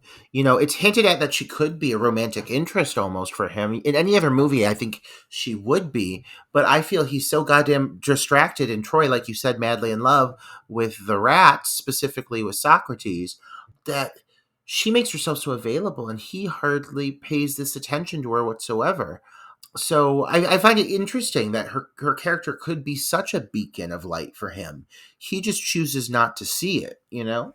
Yeah, which is very interesting. Like I said, like you said, he's fixated on this relationship with the rats while ignoring what could be a very positive human relationship. And again, we talk about, everyone in the film being shitty. At the same moment that Catherine comes to the funeral to check on him, this attorney shows up. And this attorney has some pretty bad news for his parents. Did have a trust fund for him, but they were living on it. And when his dad died, debts had to be paid. And in fact, many debts did not get paid, and there's litigation going on. So his mother had to refinance the house. Or he suggests Willard either sells the house or declares bankruptcy. And this is when Willard freaks the fuck out. Oh my God, this moment. This is the moment that makes me think of Charlie Angel's Full Throttle. When he screams like a shrill womanly, like, ah! Scream. Like, only in this, he gives a full monologue like that. But I love seeing him just fucking break. Because understandably so. Like, at this point, you know what? I'm kind of hard on Willard. I think he makes some bad choices, but I fucking get it. People are shitty. This attorney, you come to find out, has been hired to come in to the fucking funeral of his mother. By Mr. Martin, his I mean, boss. that's horrible. No wonder he's screaming at people. Oh, he's screaming at the top of his lungs. This is one of the scenes that made the hair on my arm stand up. This was the scene when I originally saw this that reached out and hooked onto me, and I consider it the perfect. I don't know what word you would want to use, but like the central description of Willard. Like he breaks and he just loses it, and you do realize that with the house gone, he's gonna have nothing left. He doesn't have, no other family members show up in the movie or are even spoken of, so he has no one that we know of that he can go stay with. And Catherine seems too new for him to want to ask for any financial help. So you do feel the weight of the world sort of feeling on to his shoulders, sort of pounding, and that's why he has this just scream. Yeah, it's a great moment, and then there's this moment when the attorney basically tells him, "Hey, you need to calm down. This could be your opportunity to actually have a decent life, so you need to calm down and make a decision." And Willard, all of a sudden, it's like a light switch goes off because then he's like, "Oh, okay, thank you," and is very like back to being his like reserved self. The attorney leaves, and there's this moment where Willard looks out the window and sees the attorney shaking hands with that fucking Mr. Martin. So you know these two were in cahoots. Oh my god, yeah. That moment made me so fucking pissed off. I knew it was coming, like I knew he was gonna be involved in some way, but again, this guy just literally is at the funeral for his mother, and there's absolutely no hesitation whatsoever in Frank making a move to get this property, because he even hinted before he wants to build apartments on it. So you know he's being completely selfish in this. So it does add so much weight to why Willard is kind of building up to inevitably what he's going to do here shortly, which is kind of like his master plan unfolding, I suppose. After the funeral, Willard gets home and his house is consumed with rats. They are everywhere. Everywhere. They're running rampant. Catherine again shows up and she has a present for him, which is a cat that was given to her when she lost somebody to help remedy her feelings of loneliness and loss. And this cat's named Scully. And it's such a cute cat. And, Willard obviously is a very hesitant to take it at first and says he can't take it. And the cat actually sees Socrates in Willard's pocket and is trying to get to Socrates. And Catherine's like, "Oh, look, she likes you. Just take her. Just take her." So she literally like pushes this cat on to Willard, which I thought was a little presumptuous. This is kind of the one thing Catherine does that kind of irks me because of what happens. Willard's like, "Can I put the cat inside?" And she's like, "Yes, she's potty trained." And I love that Willard throws the cat inside, and the very first thing the cat does is piss all over the floor. And then right after that, it does this nice like pull away where you realize that the cat looks up and notices that, holy fuck, there are so many rats in this house. Like normally you would expect the cat to be like, "I'm gonna like take control of the situation and eat these rats," but the cat is instantly terrified of this house. Like understandably so. There are so many rats and they get into motion pretty fast here. Yeah, the cat runs into the living room and knocks the TV on. And I thought this was a fun little homage to the original films, too, because the TV channel comes on and what song is playing is Ben, the Michael Jackson song that was written for the sequel to Willard. And Ben, the song by Michael Jackson, plays throughout this whole, literally this cat and mouse or cat and rat chase scene, right? As these rats are chasing this poor cat around the house. And there's a moment the cat hides on top of a bookshelf and the rats chew the legs off and the bookshelf falls to the floor. The cat has to run into the basement. This poor Scully is trying to run for its life, gets up onto the ledge, and all these rats are just flooding in, and they're like on the floor below this rat, and Scully sees the vent and goes to make a jump for it. And when she gets to the ledge, fucking Ben pops out and scratches the cat, so the cat falls down to the floor and the rats immediately devour it. This scene is rather masterful in its execution. Again, with the impressive handling of these animals over the course of this entire scene. The fact that this cat and those rats can coexist on camera in general is impressive. This poor fucking cat is up to no harm whatsoever, just living its life, trying to be a therapy cat, apparently, for poor Willard, and is instantly hunted down and consumed by an army of rats. And it is very intense. It's very well executed. And the final moment when the cat drops to its death, you're kind of like, what did I just fucking see? Like, holy shit. You get like a nice, like, shot of the cat dropping and going out of focus as the rats kind of like overwhelm it. But it doesn't get gory or violent. But like the fact that you even just see this moment where you know for sure these rats are fucking eating this goddamn cat, it's rather horrifying.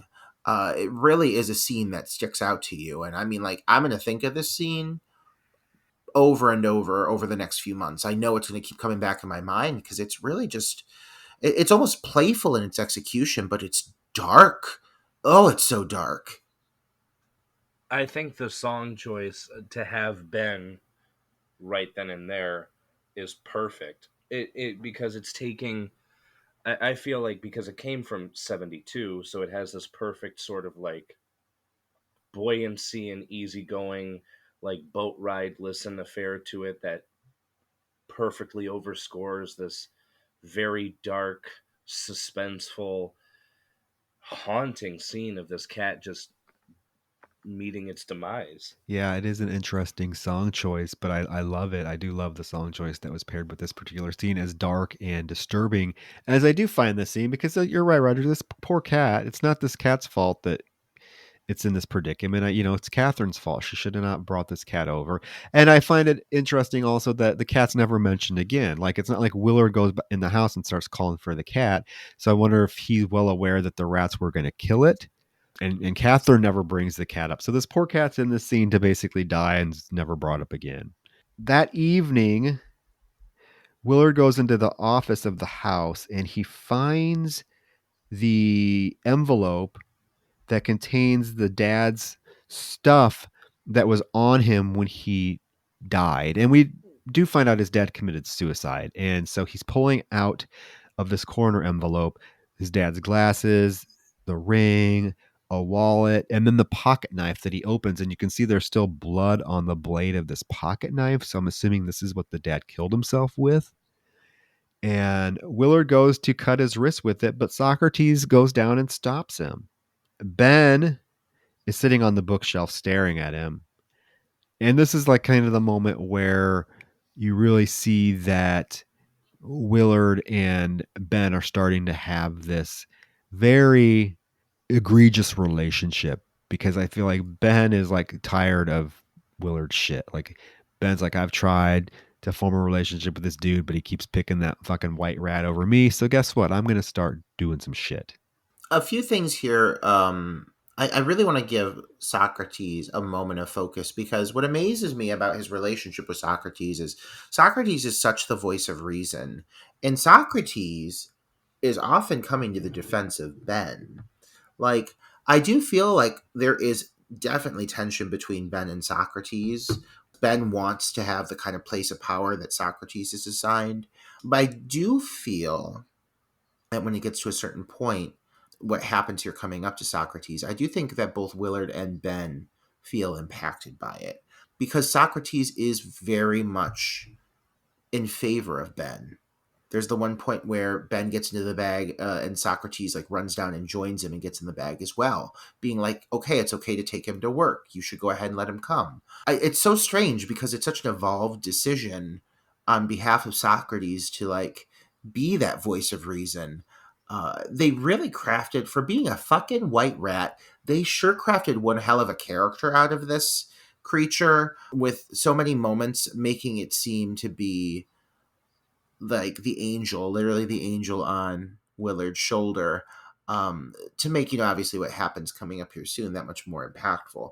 But it is impressive to me the kind of bond they're able to form between these two characters, mostly because of how well played and well developed the character of Socrates seems to be. Definitely, I feel like for rats, the characterization is actually pretty strong. You really do get the dynamic between Willard, Socrates, and Ben. It's pretty distinct, and it's really well done. Willard that evening gets a cane, a wooden cane, and takes it to bed with him. And that evening, the door creaks open, and Ben just wants to get into bed. Willard wakes up and tries hitting Ben with the cane. Like, this is the moment that Willard literally tries to kill Ben. Ben runs into the closet, into back into a hole that Willard sees that he's chewed through the closet to get in and out of the bedroom.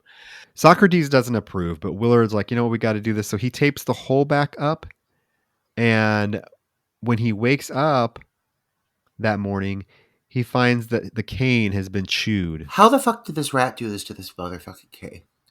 Can rats do this shit? Can rats do? Can rats eat canes? I mean, that looked like a sturdy cane. I mean, that looked like a finely crafted man's cane. And this rat manages to demolish it. I mean, it's like sawdust. It just crumbles on the bed. I was like, holy fuck! Imagine what this rat could do to a person's face. This rat is very intimidating. And at this point, Willard is intimidated as well. He's like, oh my god, that rat ate the fucking cane? He's back again? Shit! I'm surprised Willard didn't hear Ben eating the cane. You would think that would be loud, especially when it's right next to him in bed. Ben is so maniacal, I wouldn't put it past him if he sedated. If he managed to slip a pill into Willard's mouth before he ate that cane, he just walks right up, drugs him. I mean, this rat is competent, capable, creating holes in walls. When holes are blocked, finding other ways to get in, eating canes. I mean, what can't this rat do? He is very threatening. The next morning, Willard gets his satchel to go to work, and Ben is in there. And he ends up ultimately letting Ben go with him because Socrates says it's okay. Socrates hops into the satchel with Ben. So he takes them both to work and puts them in the back storage room, which, bad decision. Bad decision. Like every other time that he has taken Socrates to work, he's put him in his desk drawer. I feel like that was kind of the better choice here. But no, he puts him in this wide open storage room so anybody can run into them, which leads to what happens, which is pretty sad. He goes to his desk and finds a letter that he opens up, and it is a letter informing him that he no longer has a job, and here's a check for 2 weeks severance pay. He storms into Mr. Martin's office, who is on the phone. Willard doesn't realize he's on the phone. And so when he walks in, there's this like dialogue where Mr. Martin's like, yeah, I'll make this up to you. I'm going to take you to Disney World. And Willard's like, what? And he turns around and realizes that Mr. Martin's on the phone with somebody. Out in the office, Barbara tells Catherine that they need some festivities around here. So to go into the back storage room and pull out the Christmas decor.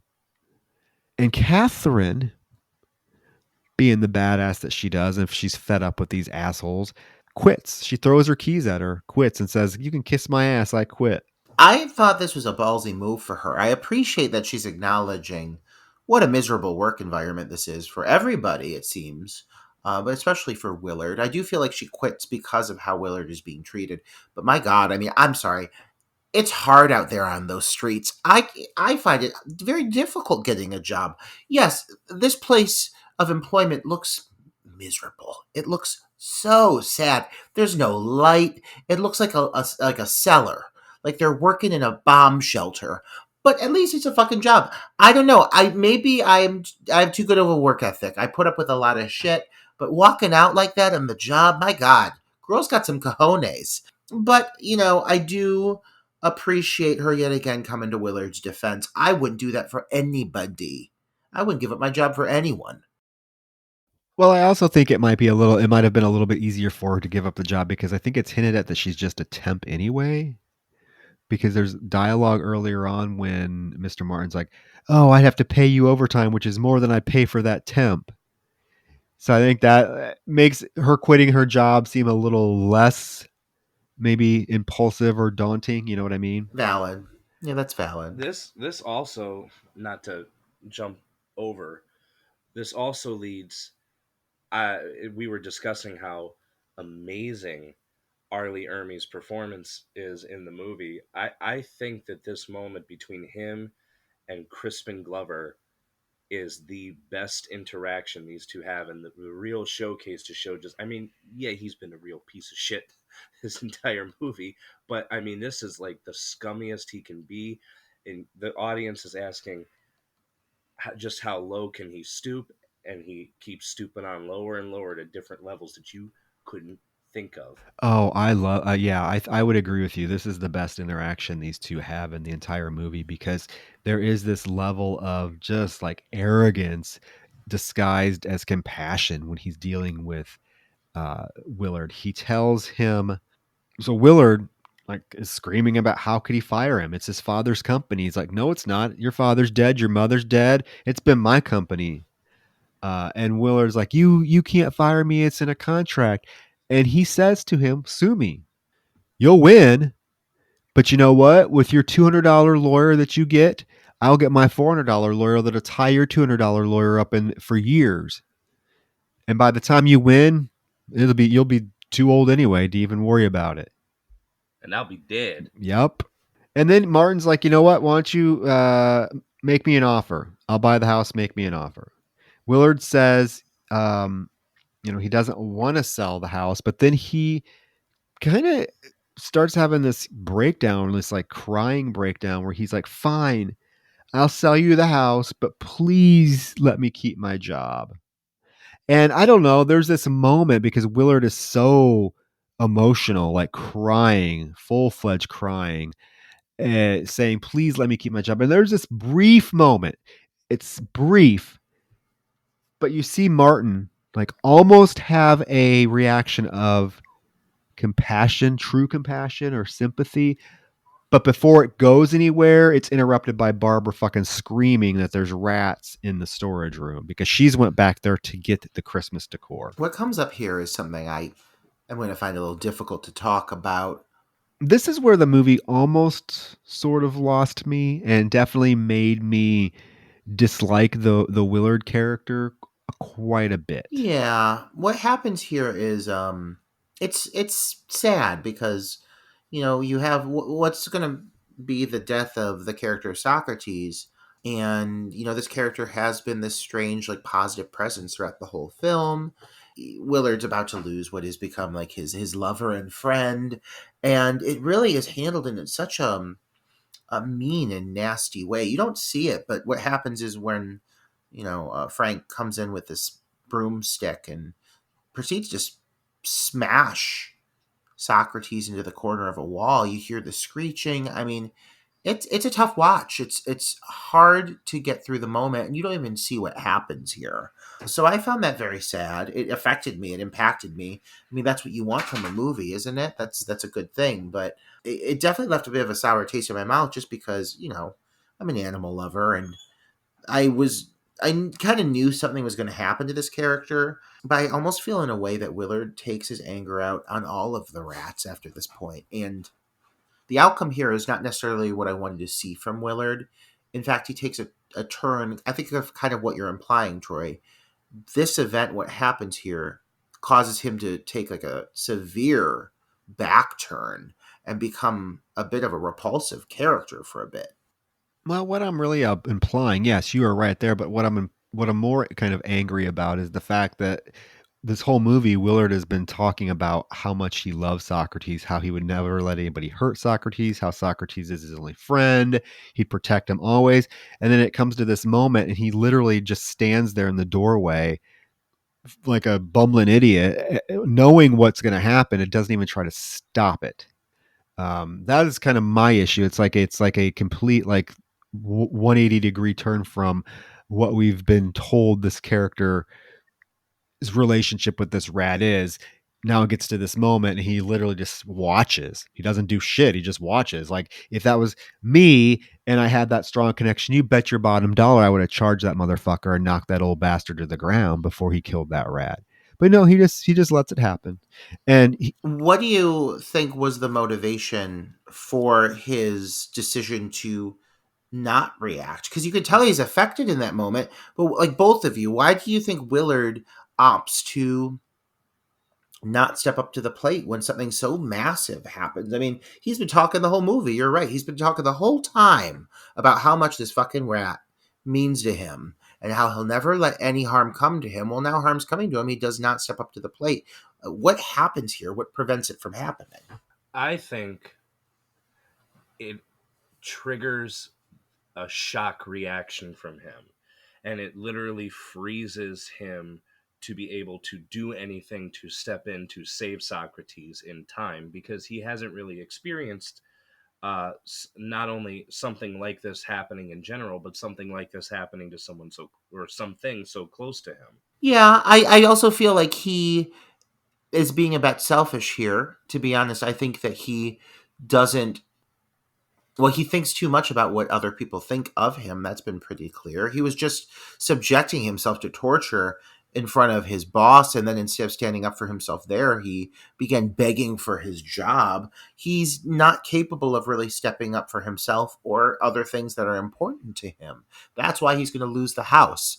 That's why he has no self-confidence. And that's why now he had the opportunity to save Socrates, and he let his own personal insecurities and fears get the best of him. And I think his reaction there was his realizing that, but he was too scared to actually act upon it. Yeah, I mean, I thought that. If my thought was, okay, are they insinuating, yes, that he's so afraid of confrontation. He's been beat down his entire life, and even in this most extreme moment, uh, he can't even stand up for himself. Is he that pathetic of a person? Because it's not like he hasn't lost people before. He lost his dad, committed suicide. His mother died. You would think at this point he would be able to, particularly if something he loved so much, like stand up for it and try to protect it, but he doesn't. So I guess, again, they're trying to paint how just pathetic and beat down and emotionally damaged this character is. But then you're right, Roger, then it does lead him to a path of, what do you want to say? I mean, destruction. And he does take it out on the other rats. So Barb's like, oh, and this fucking Barb, she's like, oh, he expects me to clean up this mess. And Willard's like, no, I'll do it. And so Willard has to go and, of course, get poor bloodied Socrates. And Ben is just sitting there at the top shelf staring down at him. And Willard's starts to cry, and he's like, what could I do? What could I do? And then he looks up at Ben and he's like, what can we do? The shot of poor little Socrates, like his little battered body, it's laying there completely still. Oh, it made me so sad. I felt so bad. If anybody in this deserved to live, like, one of my biggest gripes with the film, honestly, I'll say it right now, is there's a lot more people I really wanted to see die that do not die. I understand this film wasn't necessarily marketed as a body count horror movie, but if you're going to give me some glorious sequences of rats overwhelming cats and inevitably people, I mean, of course I'm going to want more. And even Barb, I mean, come on, let him eat her. Let him eat her. Give me 2 more deaths. Easy. The cops and Barb. I'm satisfied. You can find good motivation for that. Let him eat her. So I don't know why that didn't happen.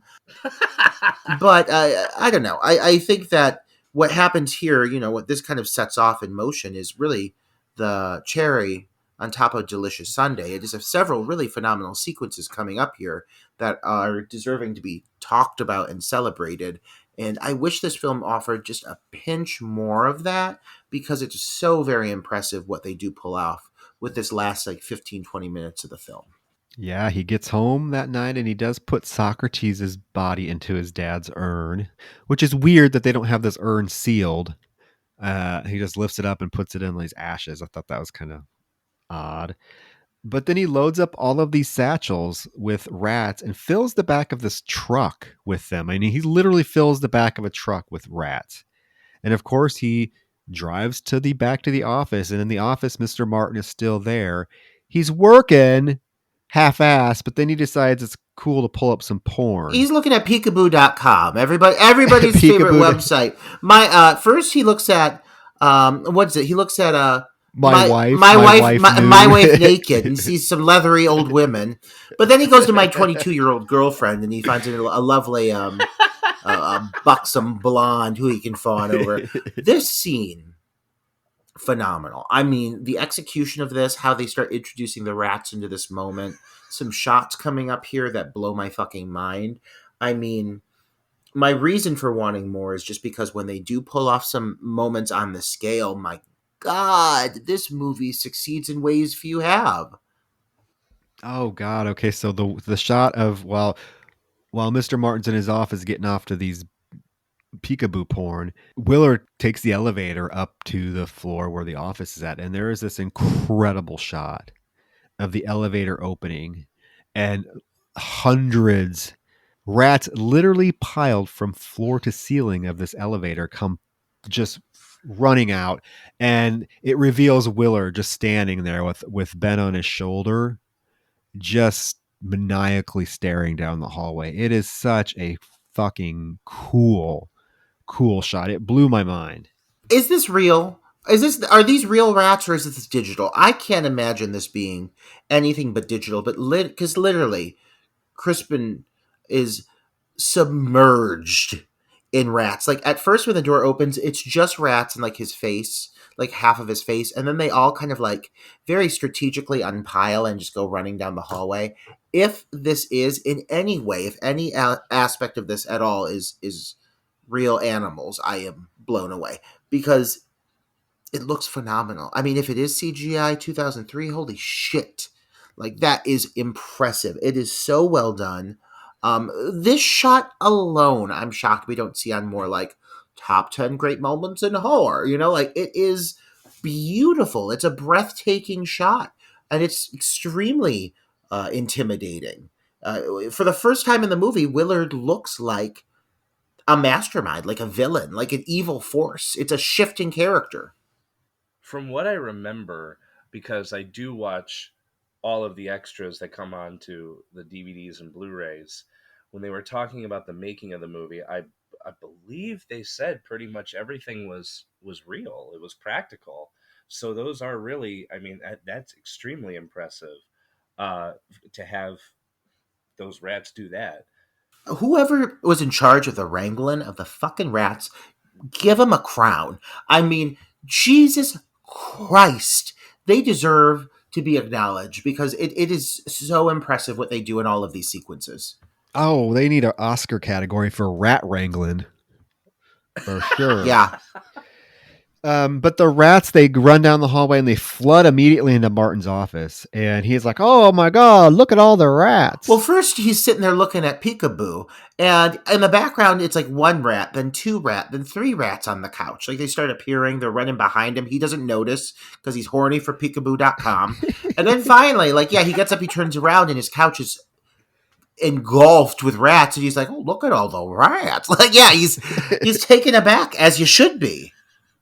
Who isn't horny for peekaboo.com? Did you see that old broad on there with her saggy leathery knockers just hanging, blowing in the wind? And there's that one moment where he turns around to the noise and then he looks back and he goes to put his hand on his mouse and it's a rat. So it's a rat. I love that moment. I was like, oh my God, this is so well thought out. Oh yeah, and he's like, yeah, he says, look at all the rats, and then Willard walks in, he's like, yes, look at all the rats.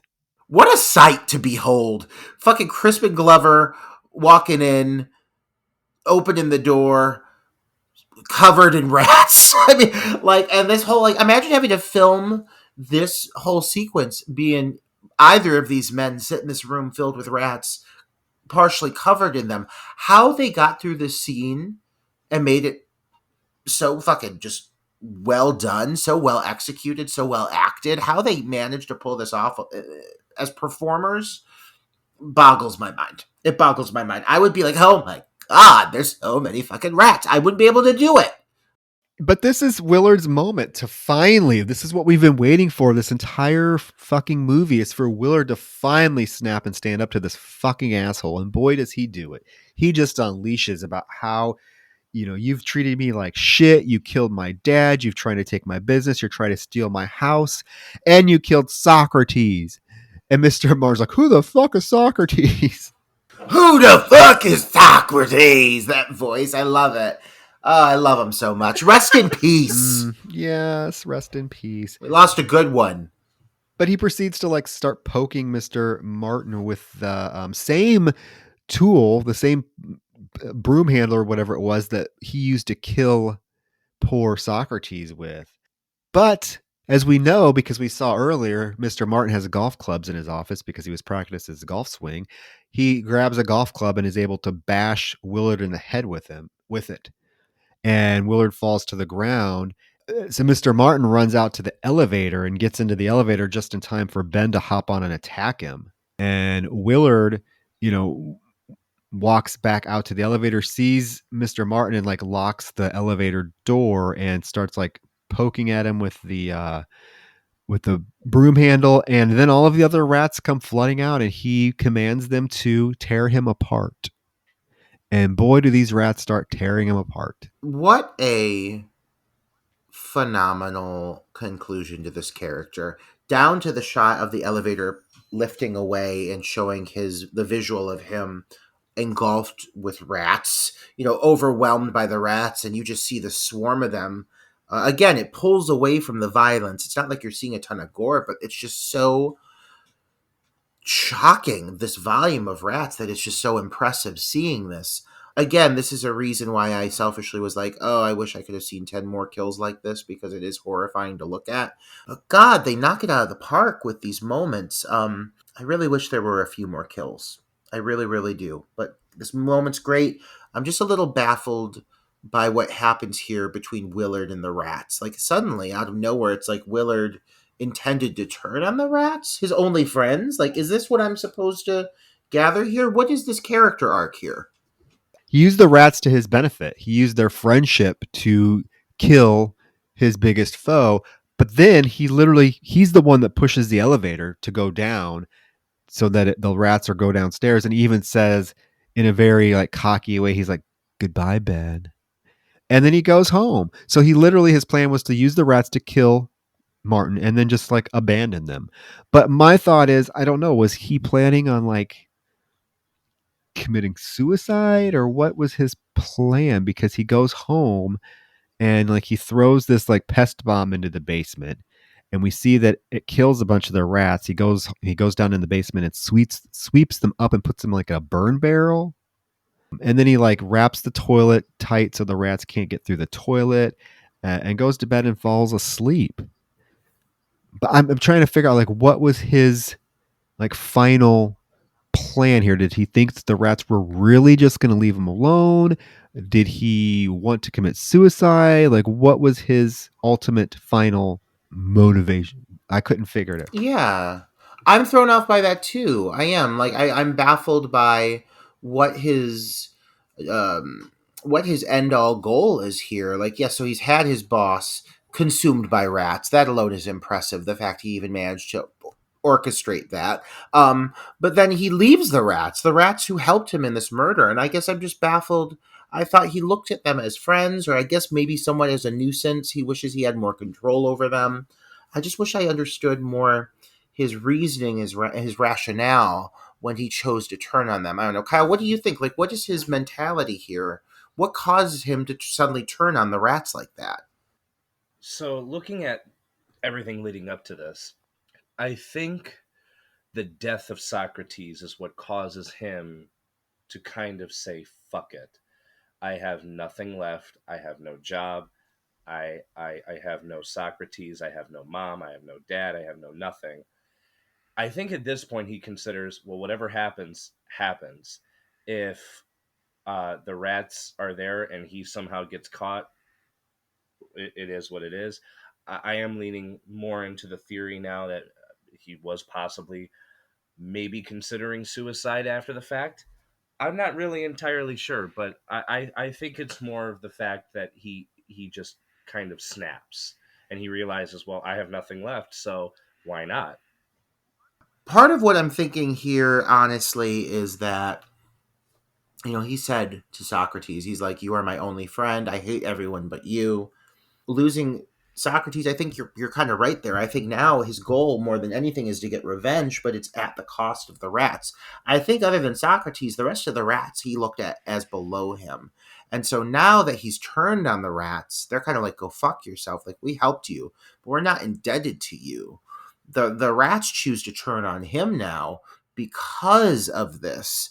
So I think he really thought like after this he could basically just gas the rest of them off and be fine, and have control again over his home, over the house. But fact of the matter is like these rats have been working for him, but they're not feeling like he's their leader per se. He's not shown the ability to lead or to step up to the plate. They look to Ben for that. If anything, Ben is the one who's proven himself to be more dominant overall, versus Willard, who has failed to keep Ben under his control. And so now the rats, if anything, they look to Ben, especially because Ben leads them to success, whereas Willard has turned on them. Right. The next morning, cops show up knocking on his door. He doesn't answer. He waits for them to go away, but then there's another knock, and it's Catherine. And he actually creaks the door open and takes a look at her. And she tells him about Martin being dead, that they found him. Apparently, something ate him, or they don't know what happened to him, but he is dead. And all he says is, "I'm hungry." He wants to go get something to eat. He says he needs to grab his coat. When he goes to grab it, it's bloody. So he has to go look for a different coat. She comes in to use the restroom. She's not phased at all that she has to pull duct tape off the fucking toilet to use it. I think I would go in there and see the toilet duct tape shut, and I would be like, I'll hold it. I mean, there's something you said. This woman, if I were this woman, and if I walked into this house and I saw any of this, like the tape into the toilet, the disruption, the rat shit, I'd be like, there's no way I'm peeing in this house. I mean, tell me that house doesn't smell fucking It has to. disgusting. It must smell absolutely repulsive. Yeah. So for her, I mean, God, more power to her using that fucking toilet. But if I see a toilet taped up with duct tape, I'm not opening it. I'm not risking the chance of what could even be in there. I mean, there could be just shit in there, just shits. Tons of shit. There could be a snake, like an anaconda from last week's episode. You should listen if you haven't already. There could be rats. I mean, there's so many things that could be in that fucking toilet, and she's very casual about using it. She uses it, she flushes it, and as she leaves the bathroom, she flushes it. Rats start coming out of it. I love it. I love this moment. He sees Ben watching him on the mantle, so now he's aware that all the rats have made their way back, and they are pissed. So he tells her they need to go. So he goes to her car, takes her to her car, and they get there, and she's like, "Oh, I must have ran over something." And we see that her tires are all flat. Those fuckers. The rats did it. The cops show up again because they see him come out of the house. He says he's going to run in and call AAA. And he goes back inside and he like arms himself with a box cutter. And as he's walking around his house, suddenly like literally hundreds of rats fall from the chimney and start chasing him through the house. Oh my God, they are everywhere. The volume of rats here is overwhelming. They're coming down chimneys, and now pretty soon they're coming through the ceiling. The ceiling literally gives way under the weight of the volume of rats. It is horrifying. I can't imagine. Last week, Troy, you said one of your top 3 fears in life is being crushed to death by a massive snake. Mine would be being eaten alive by literally a shitload of rats just fucking eating my skin off. I mean, this movie is terrifying based off the sheer volume of rats alone. And this whole moment here, this whole climax, puts them to use. Like, it really utilizes their sheer numbers greatly, and it makes them very threatening. Yeah, he barricades himself in, and in the kitchen, Ben's watching him ominously, sitting on the counter. And Willard apologizes. He says, "I'm sorry for leaving you." And he yells, he's like, "Ben, you can live anywhere you want. I don't have anywhere to go." The cops, in the meantime, are like walking around the house because they know he's in there and he's not answering. And they look in and they see all of the rats in this house. And the one's like, "Oh, dude, we need to go call the health department. This place is full of rats." Willard, okay, so when Willard came home earlier and was like kind of rat proofing the house, he did take this paper bag and put a rat trap in it. So he grabs the same paper bag and he offers Ben food. He's like, "Ben, do you want some food?" He said, "I'll give you some food. You can have all the food that's in this bag if you just go away." And you can see, again, this rat's acting is amazing. I know that sounds corny, but you can actually see this rat like contemplating. Like, is he being serious? And it kind of gets close to the bag, and you can tell it doesn't really trust him. Oh yeah, if I was this rat, I wouldn't trust this fucker either. I mean, he's been up to no good, but the allure of this food, I almost feel like Ben, I don't buy that Ben's this stupid at this point. Ben has orchestrated on his own accord the return of the rats. He got them back to the fucking house somehow, some way. An army of thousands of rats, that had to be very, very difficult to get all those fuckers back there, but somehow he oversaw this. So I don't know if I believe he would buy into this food that is being promised to him, but he does. And this moment here involving his paw, oh my god. Yeah, well, he sees as Willard approaches, and Ben actually sees in the bag that the rat trap's in there, and it kind of backs away, and Willard actually ends up dumping the bag onto him to get the trap to go off, and it goes off on his little paw. Yeah, his poor little paw gets caught in the rat trap, and he's like squealing. Catherine, on the other hand, she's still trying to get into this house, and the cop's like, "Lady, you better get away from there. Do you want to get eaten alive?" Oh, I really thought that was alluding to something that was going to happen. I was like, oh god, they're going to eat this poor ginger-haired dame who has no idea what she's getting herself into when she walks in there, and there's just thousands of fucking flesh-eating rats. But there's this moment then when actually Willard runs to the window, and he's trying to get out of the window, but there's like bars on it that won't open, and he's screaming for help. He's like, please help me, please help me. And she backs away, and I guess the inference we're going to make is she has figured out that he has something to do with the rats and Mr. Martin's death, because she backs away and ignores him. That's what I gathered too. Yeah, but it kind of, does this really feel like her character throughout the whole film? Like, this whole character has existed solely in this movie to be sympathetic towards Willard, right? That's her whole goal in this movie, has been, that's all she's done. She brought him a cat. She's come over to his house multiple times to check on him. She tells him earlier at his mother's funeral that he has a friend. You're gonna mean to tell me that she's gonna let something that isn't even like concretely proven. Now she's like, oh well, fuck you. I'm not even helping you. She backs away and leaves. It does seem to me quite out of nowhere that she has such like a change of heart, like right then and there. I think what's implied is that she's seeing him. He's sweaty. He's bloody. He looks crazed, and for the first time, she's scared of him. I think that's kind of like what it is. She didn't expect him to turn into this, and now he just busted through a window and he's covered in blood and sweat, and she's just like, holy shit, he really is crazy. But for me, it's not just the fact that this is her response, it's the fact this is our final moment with her. So what does throw me off is the fact that like we aren't even revisited by her checking on him at the at the ward, or speaking to a police officer regarding her situation and voicing the fact that she thinks he's to blame. Like, even, yeah, make her finally turn on him too and say, I think this fucker is crazy. I mean, that's fine with me if you give her like kind of a moment of closure. This just doesn't seem like a strong enough conclusion to this character who has been a source of good throughout the whole film. I would expect there to be something more. Either put her life in danger, or have her get eaten by the rats, or have her have a moment, like a final beat where we feel like there's a conclusion to her story within this world. Yeah, definitely. I felt she could have been brought in maybe additionally at the very end, which circles back to her not being utilized too much in the final film. Yeah, no, I agree. It was just an abrupt character shift for me.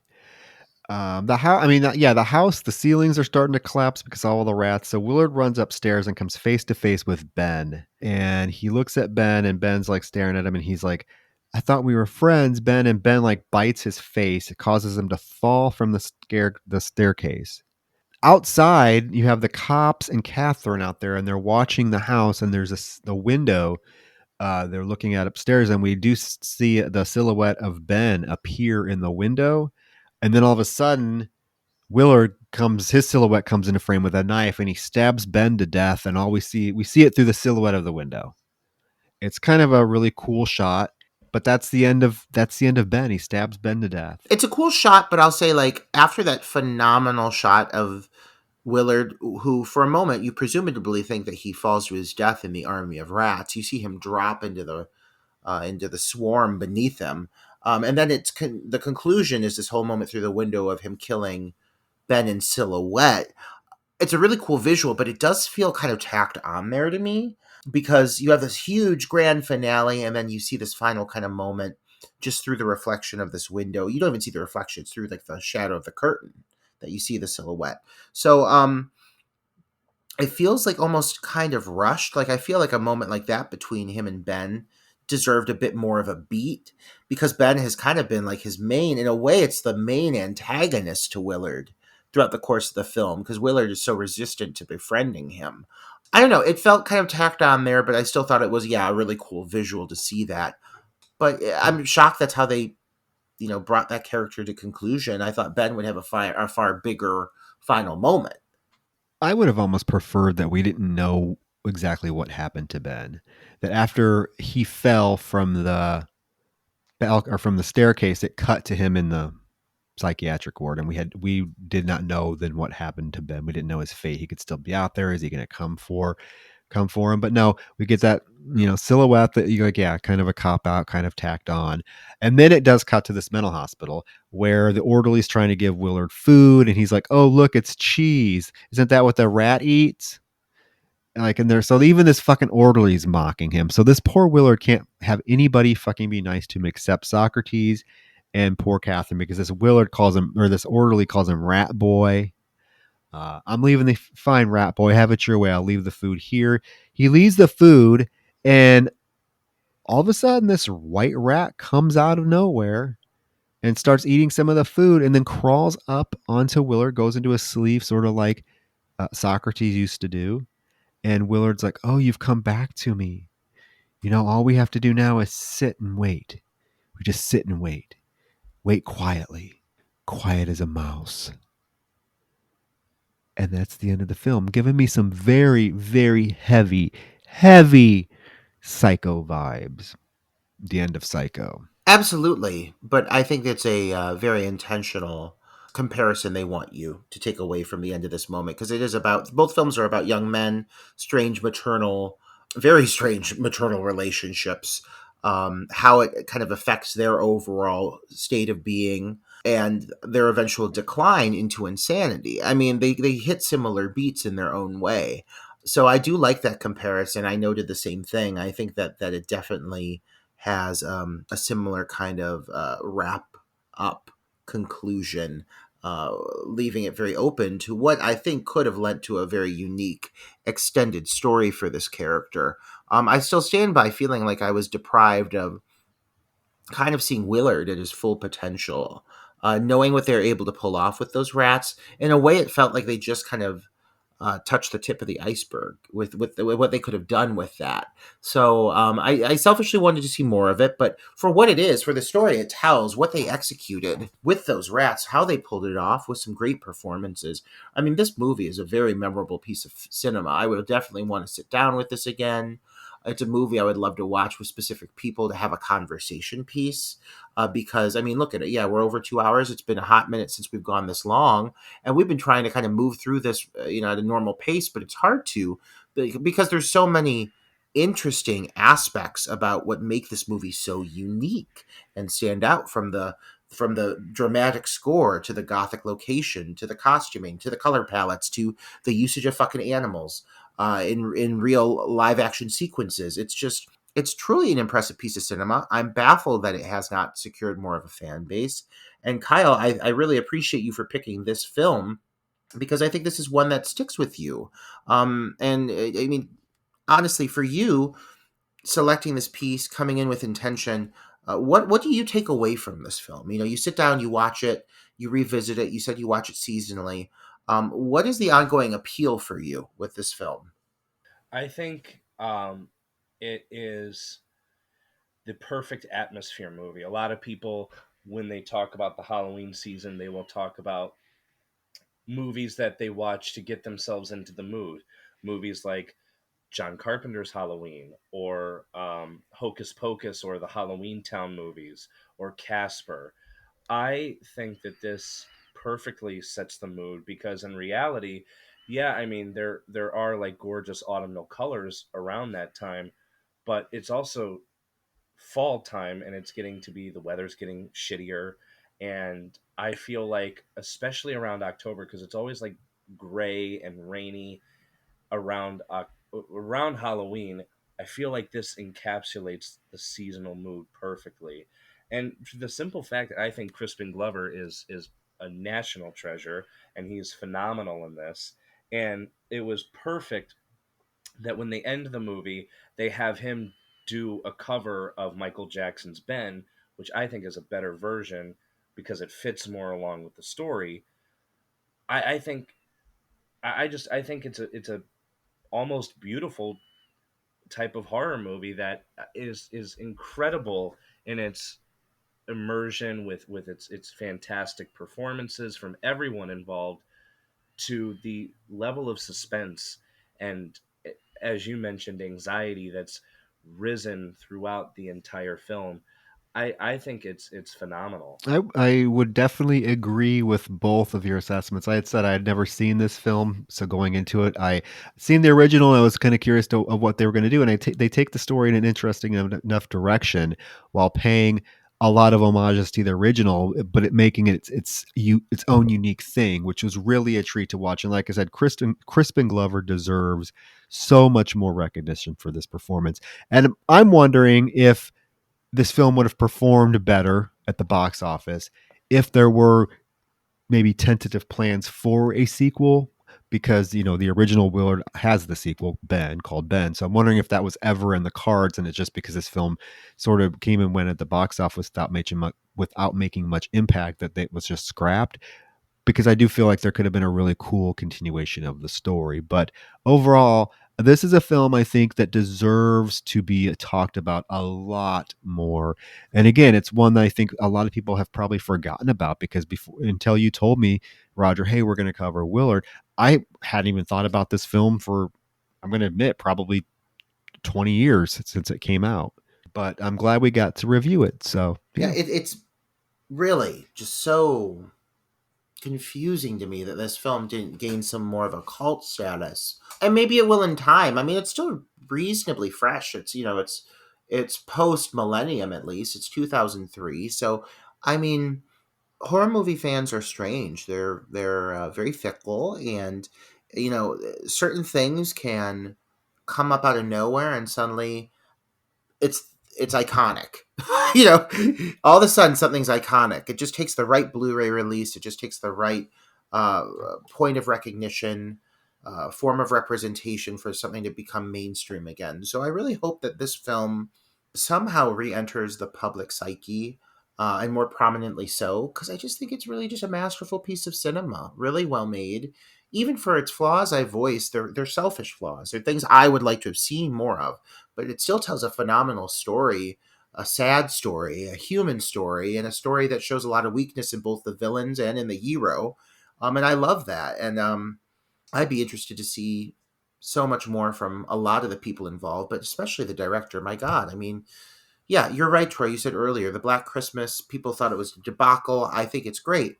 I never had a problem with it, and I still don't. And I think that this is a time where that title has become far more loved and respected.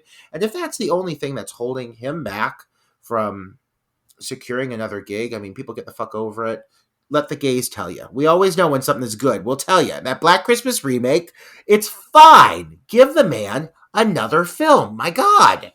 So he did direct a couple of episodes of the X-Files when it came back just a couple years ago. Oh, well, hopefully, maybe that'll lead him to another feature. I feel like he definitely deserves the shot at directing another horror feature, because his stuff is not terrible. He's made better films than a lot of these other filmmakers that are getting multiple films under their belt. So, Oh, absolutely. but yeah, that is Willard, guys. We're going at almost 2.5 hours, so I'm assuming people want us to wrap up. Well, this movie got quite a lot of attention. It did. There, people are probably like, "How the hell are you guys talking about a rat movie for 2.5 hours?" But leave it to us to do it. Yeah, I mean, I'm pretty pleased with us, Kyle. I'm pleased with you for picking it.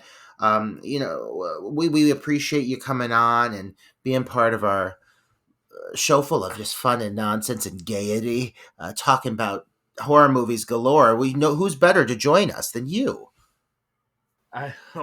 First of all, thank you ever so much for having me on. I waited so patiently and it paid off perfectly. I mean, Roger, I've mentioned before, you were one of the sweetest people I know. And Troy, it is fantastic finally getting to at least speak to you. I do admire your work. It's pretty astonishing. The this is just a fantastic time. I laughed really hard, as many will hear. It's this is perfect. I feel rejuvenated, like I can stay up for another 82 hours and be perfectly fine.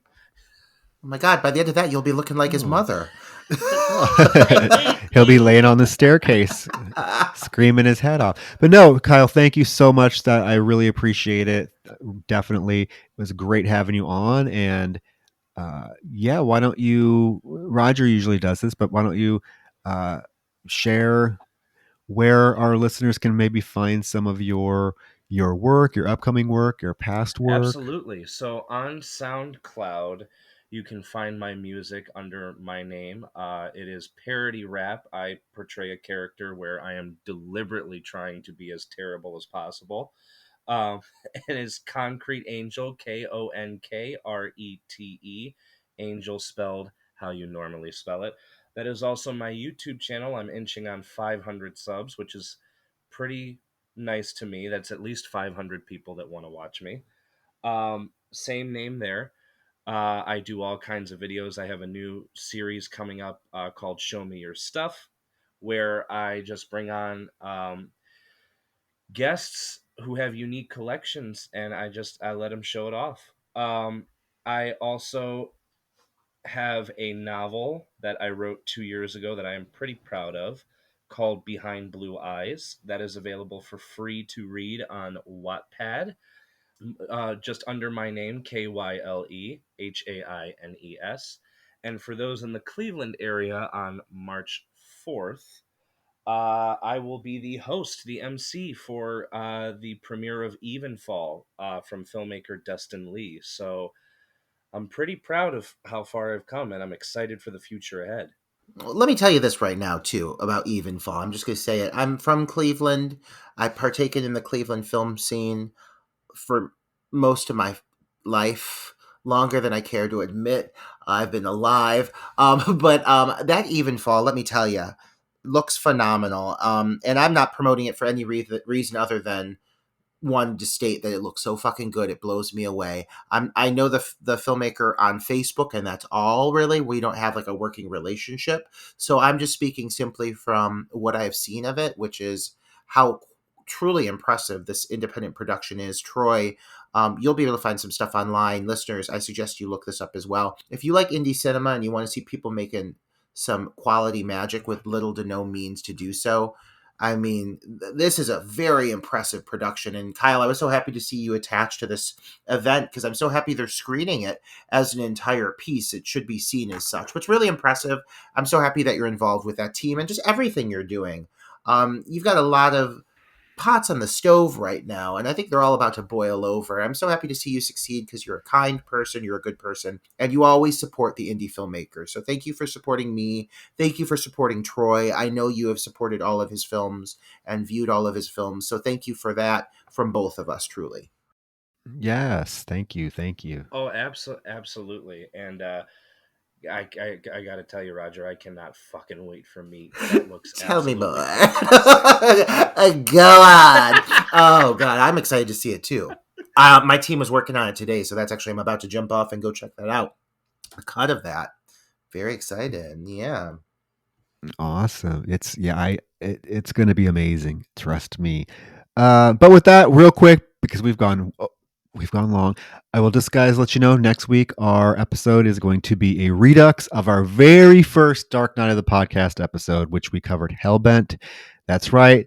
The gay slasher from 2004. We are redoing it. Yeah, it's our first ever rewind and repeat episode.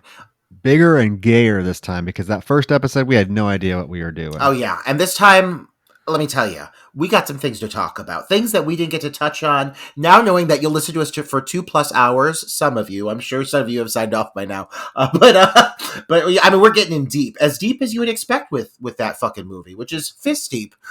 Because literally, I went back and looked, and I think that episode is like barely 40 minutes. Yeah, we're gonna be expanding upon that. Yeah, so check it out. That'll be next week. But guys, thank you so much again. Check out the Patreon, patreon.com/Dark Night of the Podcast. There's 20 bonus feature episodes up, full length. Or leave us a nice 5-star rating and review on Apple Podcasts. But with that, we will let you go. We've really kept you hanging on for this one. But you guys, thank you for sticking around. And thank you, Kyle, for joining us for this episode of Dark Night of the Podcast. Thank you, Kyle. Thank you for having me, and to all listeners, good night, good morning, good afternoon, good evening, and have a very pleasant tomorrow. Fabulous exit. Goodbye.